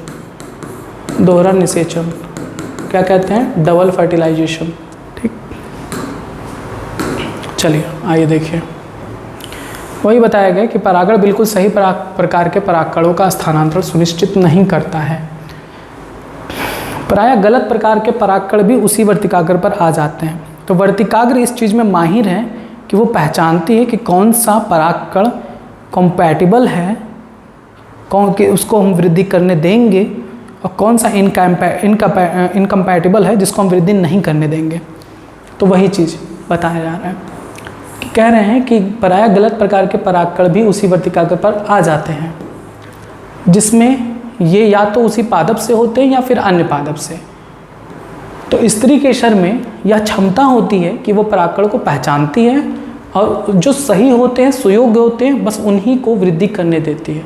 यदि परागकण सही प्रकार का है तो स्त्री केशर उसे स्वीकार कर लेता है और आगे जो परागण पश्च घटना होती है, निषेचन, उसको बढ़ावा देता है। यदि परागकण गलत प्रकार का है तो स्त्री केशर वर्तिकाग्र पर पराग अंकुरण को रोकता है, ठीक, वृद्धि को रोकता है। एक स्त्री केशर द्वारा परागकण को पहचानने की जो क्षमता होती है, स्वीकृति अस्वीकृति का अनुपालित करती है, वो कैसे होती है? तो इस केमिकल कंपोनेंट के माध्यम से होती है। यानी परागकण और वर्तिकाग्र के बीच कुछ केमिकल का स्राव होता है जो यह तय करता है कि वो वृद्धि कर पाएगा या नहीं कर पाएगा। जो सुयोग परागकण हैं उनके अनुपालन में परागकण वर्तिकाग्र पर जनित होते हैं, जिससे उनके जनन छिद्र के माध्यम से, देखो परागकण जब अंकुरित होते हैं तो क्या निकलता है? पराग नलिका। अब सबसे ज़्यादा इंपॉर्टेंट पॉइंट कि पराग नलिका परागकण के किस भाग से निकलता है? जनन छिद्र के माध्यम से निकलता है। जनन छिद्र के माध्यम से पराग नलिका उत्पन्न होती है। जब पराग नलिका बनती है तो उसी दौरान उसका जो जनन कोशिका है विभाजित करके 2 नर युग्मक बना लेता है, जो कायिक कोशिका है वो नष्ट हो जाता है। पराग नलिका वर्तिकाग्र तथा वर्तिका के ऊतकों के माध्यम से वृद्धि करती है और अंडाशय तक पहुंचती है। कुछ पौधों में परागकण 2 कोशिकीय स्थिति में, यानी एक कायिक कोशिका और एक नर जनन कोशिका के रूप में झड़ते हैं। इस प्रकार के पादपों में जनन कोशिका विभाजित होती है और वर्तिकाग्र में पराग नलिका की वृद्धि के दौरान 2 नर युग्मक बना लेते हैं। जिन पादपों में परागकोश 3 कोशिकीय अवस्था में होते हैं उनमें से एक कायिक वाला नष्ट हो जाता है, 2 नर युग्मक ही पहुँचते हैं। पराग नलिका अंडाशय में पहुँचने के पश्चात बीजांड द्वार के माध्यम से बीजांड में प्रविष्ट करता है। बीजांड द्वार के माध्यम से प्रविष्ट करता है। देखो कई बार आपको और डिटेल बताया जाएगा, कोई ज़रूरी नहीं है कि बीजांड द्वार के माध्यम से ही नहीं, चलाजा के माध्यम से भी प्रवेश कर सकता है, अन्य द्वार से भी प्रवेश कर सकता है। तो वो अलग अलग कंडीशन है। एनसीईआरटी में यही मेंशन है तो आप सिर्फ यही पढ़ोगे। दूसरा इंपॉर्टेंट पॉइंट ये कि माइक्रोपाइलर एंड से जब वो एंट्री लेता है तो कौन उसे गाइड करता है कि आपको किधर से रास्ता जाना है? तो वो गाइड करता है फिलीफॉर्म अपरेटस। फिलीफॉर्म अपरेटस कहाँ होता है? सहायक कोशिका सिनर्जिड पर, सहायक कोशिका में होता है जो उसे गाइड करता है। हाल ही के बहुत सारे अध्ययन दर्शाते हैं कि कोशिका, सहायक कोशिका के बीजांडद्वारी हिस्से पर जो उपस्थित फिलीफॉर्म अपरेटस है पराग नलिका के प्रवेश को दिशा निर्देशित करती है। ये क्वेश्चन में पूछा गया है नीट में कि पराग नलिका को अंडाशय के अंदर, बीजांडकाय के अंदर प्रवेश करने में कौन गाइड करता है? फिलीफॉर्म अपरेटस, जो कहाँ होती है? सहायक कोशिका। अगर फिलीफॉर्म अपरेटस ऑप्शन में नहीं है तब आप सहायक कोशिका लगाओगे। वर्तिकाग्र पर पराग अवस्थित होने से लेकर बीजांड में पराग नलिका के प्रविष्ट होने तक की सभी घटनाओं को परागकण स्त्री केशर संकर्षण के नाम से जाना जाता है। इंपॉर्टेंट है, पॉलन पिस्टिल इंटरेक्शन क्या होता है? तो पॉलन पिस्टिल इंटरेक्शन क्या होता है? परागकण का वर्तिकाग्र पर आना, पराग नलिका का बीजांड में प्रवेश करना, बस इतनी भाग को कहते हैं पराग स्त्री केशर संकर्षण। इसके बाद का जो भाग होता है वो निषेचन होता है। ठीक है, पराग स्त्रीकेशन एक गतिक पराक्रम है, यानी डायनेमिक प्रोसेस है, जिसमें पराग पहचान के साथ उसे प्रमोशन या इनहिबिशन दिया जाता है। अगर कंपैटिबल है तो प्रमोट करते हैं, इनकम्पैटिबल है तो इनहिबिशन करते हैं। इस क्षेत्र के बारे में ज्ञान प्राप्त करने से पादप प्रजनकों को पराग स्त्रीकेशन संकर्षण के हेर फेर में, यहाँ तक कि अयोग परागण से अपेक्षित संकर प्राप्त करने में मदद होती है। अब आता है कृत्रिम संकरीकरण, आर्टिफिशियल हाइब्रिडाइजेशन। इसी टेक्निक का प्रयोग किया था मेंडल ने अपने प्रयोग में। इसको क्या कहते हैं? आर्टिफिशियल हाइब्रिडाइजेशन को क्या कहते हैं? होता क्या है बाबू कि अगर एक पुष्प है, अगर उस पुष्प में आप चाहो कि एक्सपेरिमेंट करना, ये मान लो एक पुष्प हो गया, दूसरा पुष्प ये हो गया। अगर मान लो कि ये खट्टे आम वाला है, खट्टे आम का पुष्प है, लेकिन आम का साइज बहुत बड़ा है, और ये है मीठे आम का पेड़ पुष्प, लेकिन इसका साइज छोटा है। आप सोचोगे कि क्यों ना इसके मीठेपन को इसके पास भेजा जाए, जिससे इसका भी पौधा इसका फल मीठा हो और साइज भी बड़ा हो। इस एक्सपेरिमेंट को कैसे कराओगे? एक पौधे के जनन दूसरे पौधे से कैसे कराओगे? तो जब हम लोग कराते हैं तो इसे कहते हैं आर्टिफिशियल हाइब्रिडाइजेशन। कृत्रिम शब्द का मतलब ही होता है मानव के द्वारा। सबसे पहले अगर द्विलिंगी पुष्प है, द्विलिंगी पुष्प यानी बाइसेक्सुअल फ्लावर है, नर और मादा भाग दोनों एक ही पुष्प पर हैं, तब हम सबसे पहले क्या करते हैं, किसी एक के अंतर को काट देंगे, किसी एक के परागकोश को काट देंगे। मान लो हम लोग इसके परागकोश को काट दिया, ठीक है, इसके सभी परागकोश को हमने काट दिया। तो जब ये पहला प्रोसेस हम करते हैं, इसके परागकोश को क्यों काटते हैं? कि जिससे इसका परागकण इस पर ना जाए, क्योंकि हम चाहते हैं कि इसका परागकण इस पर भेजें। तो इसके परागकोश को काटने की जो प्रक्रिया है उसे कहते हैं विपुंसन, इमैस्कुलेशन।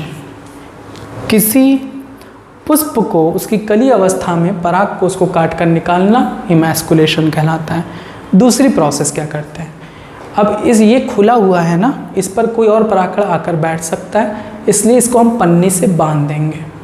इस प्रोसेस को कहते हैं बैगिंग, थैलीकरण या बोरा वस्त्रावरण।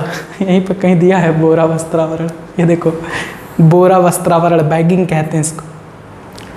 अब जब ये हमने कर दिया, उसके बाद जब दोनों पुष्प परिपक्व हो जाते हैं तो इनके परागकण को निकालते हैं यहाँ से, इसके बैग को हटाते हैं और इस परागकण को ले जाकर इसके वर्तिकाग्र पर रख देते हैं। फिर इसको बैग से कवर कर देते हैं, रीबैगिंग कर देते हैं।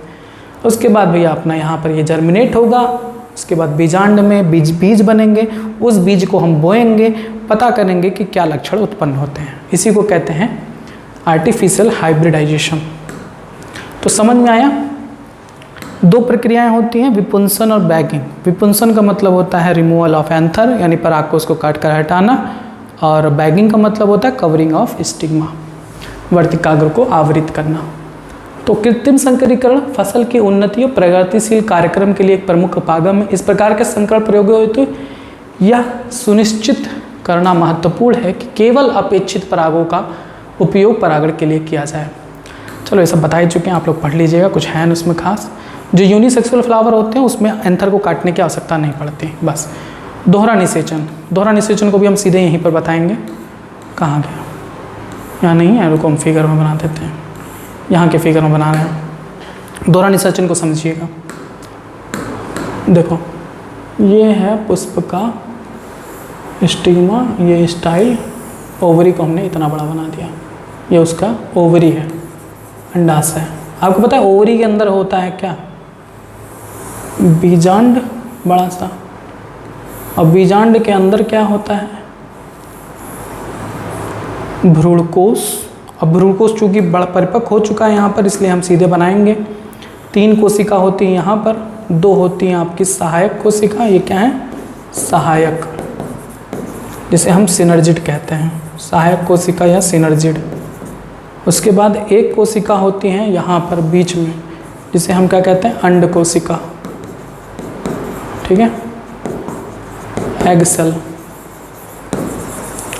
और आपने पढ़ा है कि 3 यहाँ होते हैं, ये क्या है? एंटीपोडल, और एक बीच में होता है जिसे हम क्या कहते हैं? जिसके 2 केंद्रक होते हैं, इसे क्या कहते हैं? Central cell. सेंट्रल सेल ये क्या होते हैं? पोलर न्यूक्लियाई, पोलर न्यूक्लियाई, ठीक। तो अब क्या होता है कि जब यहाँ पर परागकण आता है तो उससे पराग नलिका निकलती है, वो पराग नलिका सहायक कोशिका के माध्यम से अंदर प्रवेश करती है ना।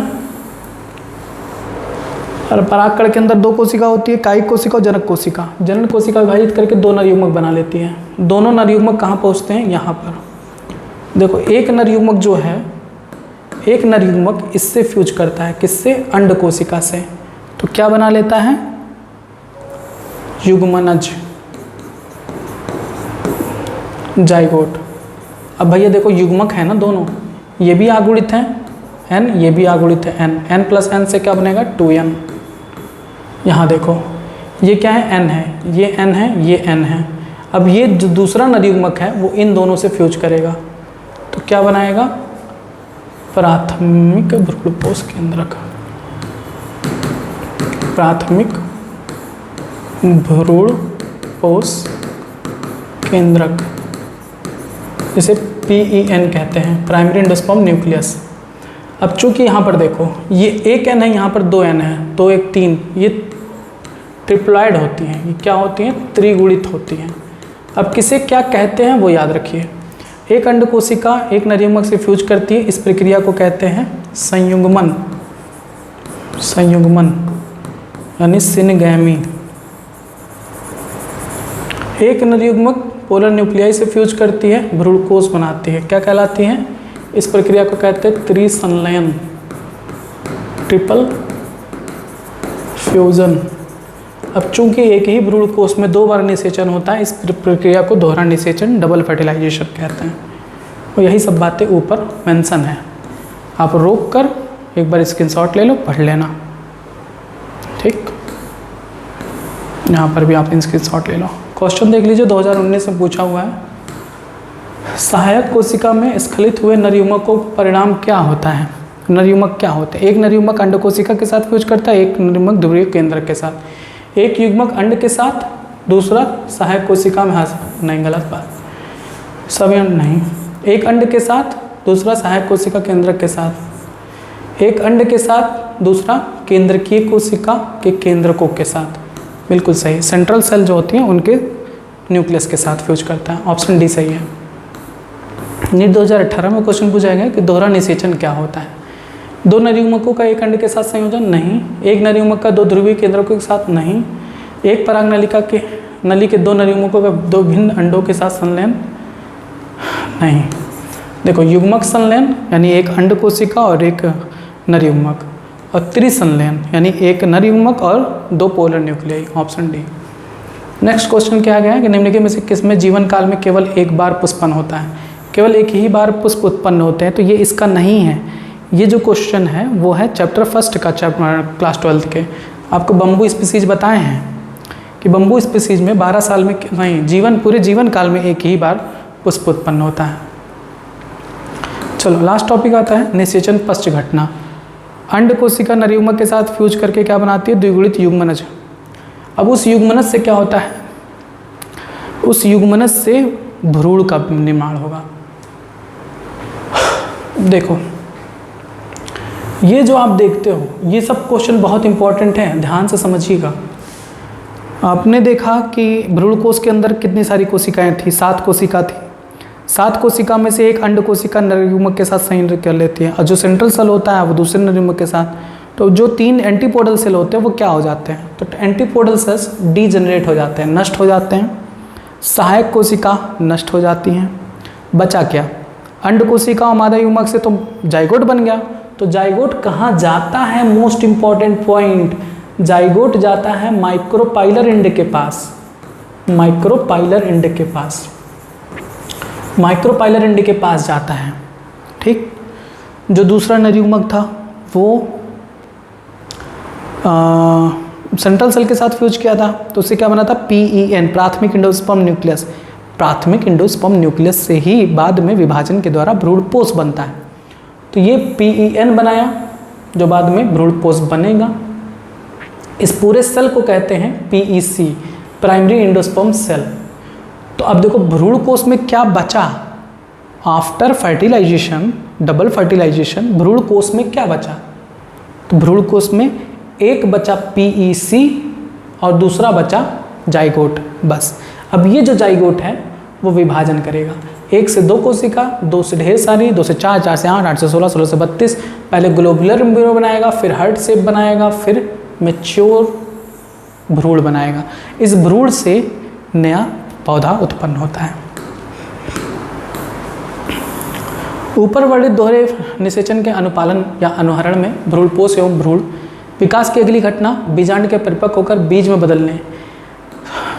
निषेचन के बाद जो बीजांड होता है वो बीज में बदलता है, अंडाशय फल में बदलता है। अब भ्रूणपोष का निर्माण कैसे होता है? एंडोस्पर्म। तो आपने पढ़ा कि जो एक नर युग्मक है पोलर न्यूक्लियाई के साथ फ्यूज करके PEN बनाता है, प्राथमिक एंडोस्पर्म न्यूक्लियस, वो पूरा का पूरा एक सेल बना लेती है जिसे हम PEC कहते हैं, प्राथमिक एंडोस्पर्म सेल कहते हैं। उसमें बार बार विभाजन होता है जिससे त्रिगुणित भ्रूणपोष ऊतकों का निर्माण होता है। इन ऊतकों की कोशिकाओं में खाद्य सामग्री पड़ी होती है। खाद्य सामग्री किसके लिए प्रयोग होगी?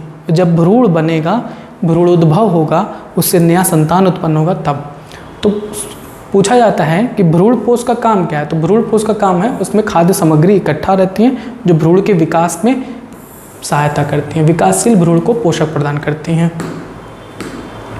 सर्वाधिक सामान्य प्रकार का जो प्राथमिक भ्रूणपोष है, भ्रूणपोष विकास उत्तरोत्तर केंद्रकी से गुजरकर मुक्त केंद्रकी फ्री न्यूक्लियाई के रूप में पैदा होता है। यानी जो सामान्य प्रकार का हम प्राथमिक भ्रूणपोष केंद्रक को देखते हैं उनमें कोशिका विभाजन खूब हो जाता है जिससे वो उनमें जो पूरा का पूरा ऊतक है, पूरा ऊतक ही ना कहेंगे, सेल कहेंगे, वो सेल में कई सारे न्यूक्लियस पाए जाते हैं।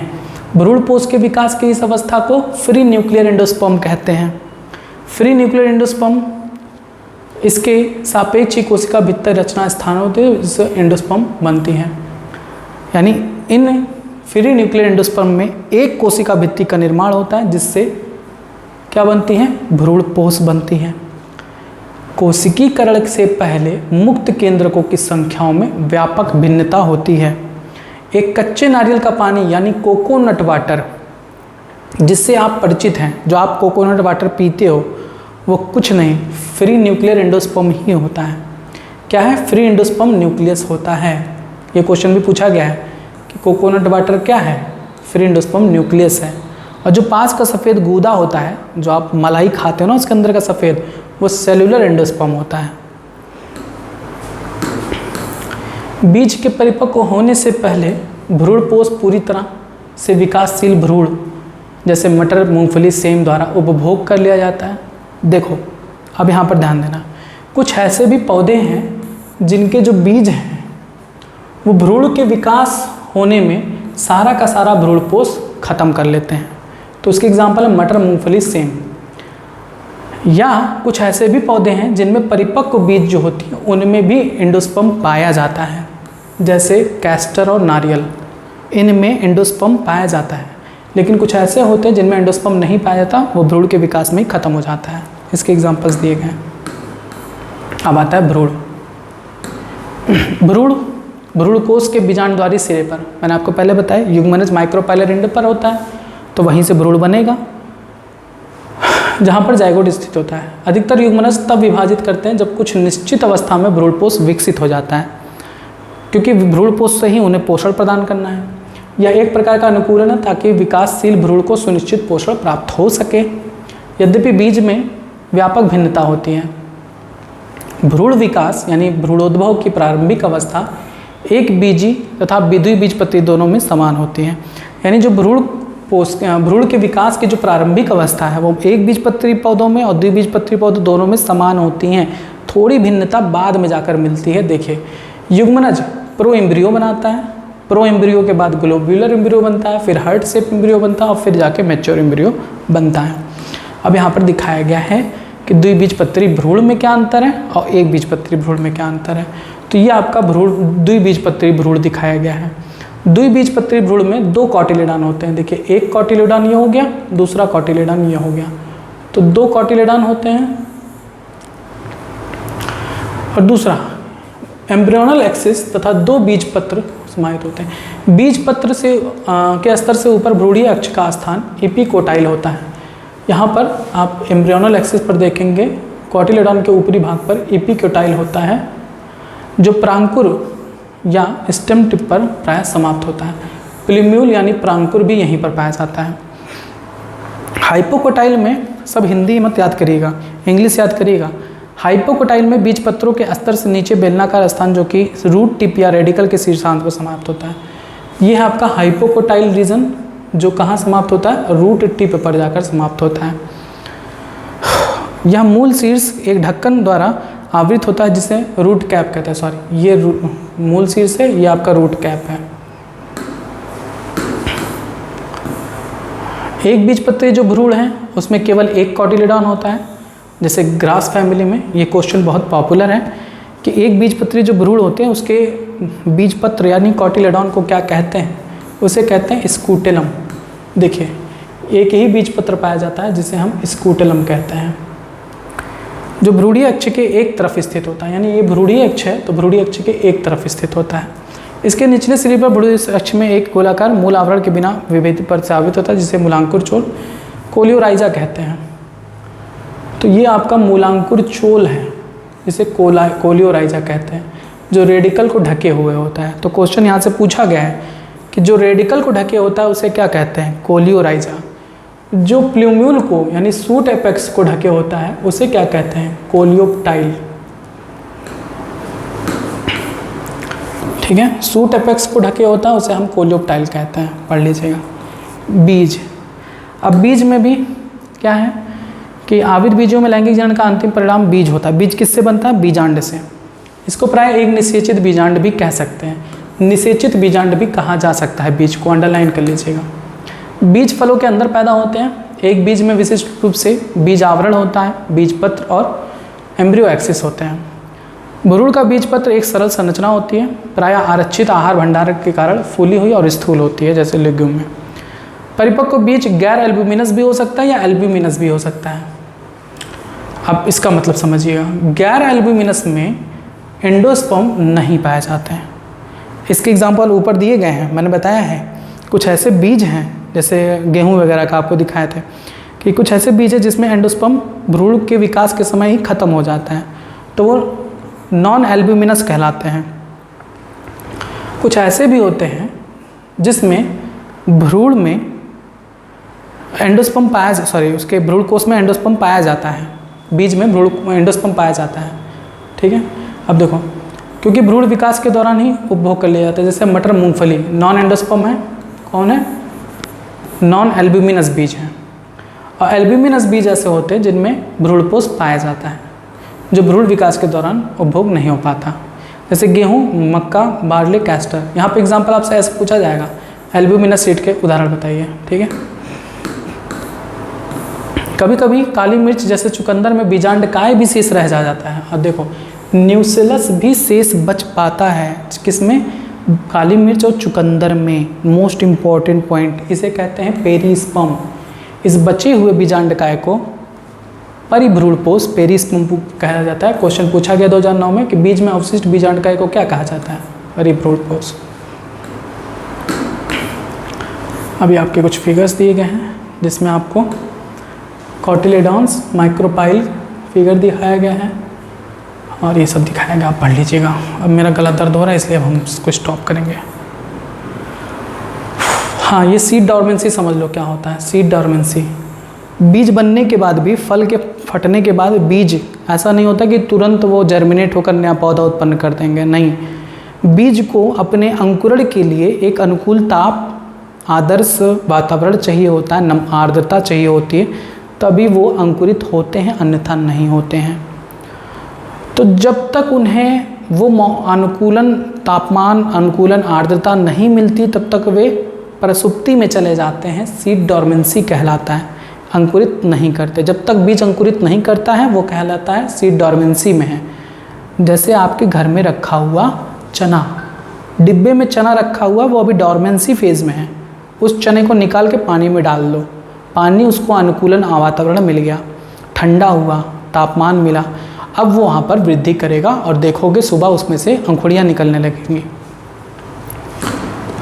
बस उसके बाद कुछ ऐसे भी फल हैं जो बिना निषेचन के उत्पन्न होते हैं, उन्हें हम अनिषेक फलन कहते हैं। ये याद रखना कि जो फल की भित्ति होती है उसे हम फल भित्ति पेरिकार्प कहते हैं। कुछ ऐसे होते हैं फल जो फ्लैसी होते हैं, इसके एग्जाम्पल दिए गए हैं। कुछ ड्राई होते हैं, सूखे होते हैं। उसके बाद देखिए कुछ ऐसे फल होते हैं जिन्हें हम आभासी फल कहते हैं, फॉल्स फ्रूट कहते हैं। क्यों? क्योंकि उनका निर्माण अंडाशय से नहीं होता। मैंने आपको क्या बताया, बीजांड से बनते हैं बीज, अंडाशय से बनता है फल। तो जो फल अंडाशय से बनता है उन्हें हम सत्य फल कहते हैं। ठीक है। कुछ ऐसे फल होते हैं जो पुष्पासन से बनते हैं या अंडाशय को छोड़कर अन्य किसी भी भाग से बने, ऐसे फलों को हम आभासी फल कहते हैं, जैसे सेब, अखरोट, काजू। सेब, अखरोट, काजू, स्ट्रॉबेरी, सबके एग्जाम्पल याद कर लीजिए। कुछ ऐसे पौधे होते हैं जो बिना निषेचन के ही उनके बीजांड से बीज बन जाता है। ऐसे फलों को हम नहीं, बीज नहीं बनता, सॉरी, बीज बनता ही नहीं है। ऐसे फलों को देखो, अधिकतर प्रजातियों में फल निषेचन का परिणाम होता है। कुछ ऐसे प्रजातियां भी जिनमें बिना निषेचन के फल विकसित होता है, जैसे केला। ऐसे फलों को हम अनिषेक जनित फल कहते हैं। अनिषेक फलन को हम हार्मोन के द्वारा भी प्रेरित कर सकते हैं। बीज आवृत बीजों को अनेक लाभ प्रस्तावित करता है। ये सब आप फालतू चीज़ें पढ़ लीजिएगा। डॉर्मेंसी के बारे में भी बता दिए हैं। हाँ, कह रहे हैं कि कुछ ऐसे भी बीज पाए गए हैं जो काफ़ी समय तक डॉर्मेंट फेज़ में होते हैं और उसके बाद वो वृद्धि करते हैं। जैसे एक एग्जांपल ल्यूपाइन का दिया गया है। ल्यूपाइन एक ऐसा बीज है जो पौधे का है। किस पौधे का? ल्यूपिनस आर्किटिकस का है, जिसको पाया गया कि वो लगभग 10,000 वर्ष बाद वो जाके जर्मिनेट हुआ। एक और एग्जांपल डेट पाम का दिया गया है, जिसका जो बीज है 2000 वर्ष बाद जो है वृद्धि किया। बाकी चीज़ें पढ़ने ना मेरा बहुत गला दर्द हो रहा है। अब असंग जनन या बहुपूर्णता खत्म हो जाओ भैया, इतना लंबा चैप्टर है। अब क्लास 12 के चैप्टर सारे बहुत लंबे हैं तो मुझे बहुत दिक्कत होगी।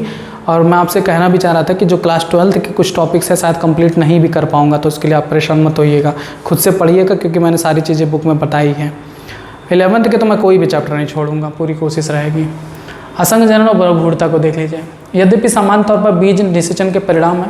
कुछ एक पुष्पी पौधों जैसे कि एस्टेरेसी ग्रास में बिना निषेचन के ही बीज पैदा करने की क्षमता होती है और इसे हम असंग जनन कहते हैं।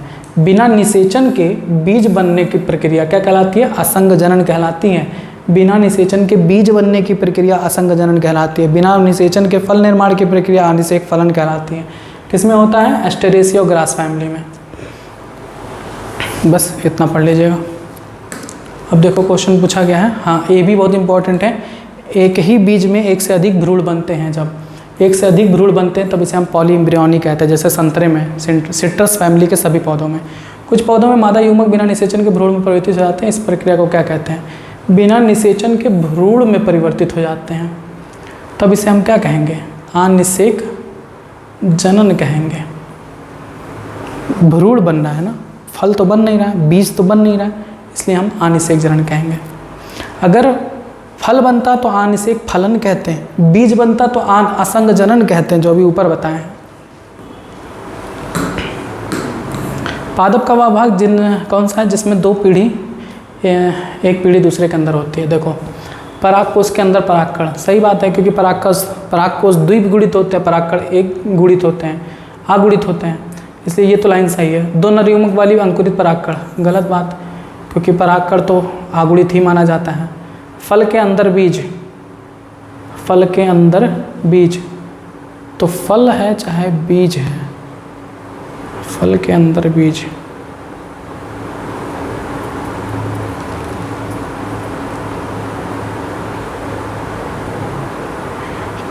तो फल भी द्विगुणित है, बीज भी द्विगुणित है, ये गलत बात। बीजांड के अंदर भ्रूणकोश, बीजांड आपका क्या होता है?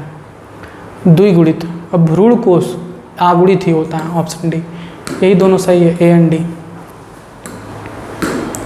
पुष्पी पौधों में निषेचन के पश्चात विकास के विषय में निम्नलिखित में से कौन सा कथन गलत है? अंडाशय फल में विकसित होता है, सही बात है। युग्मनज भ्रूण में, सही बात। केंद्रीय कोशिका भ्रूणकोश में, सेंट्रल सेल भ्रूणकोश में, सही बात है।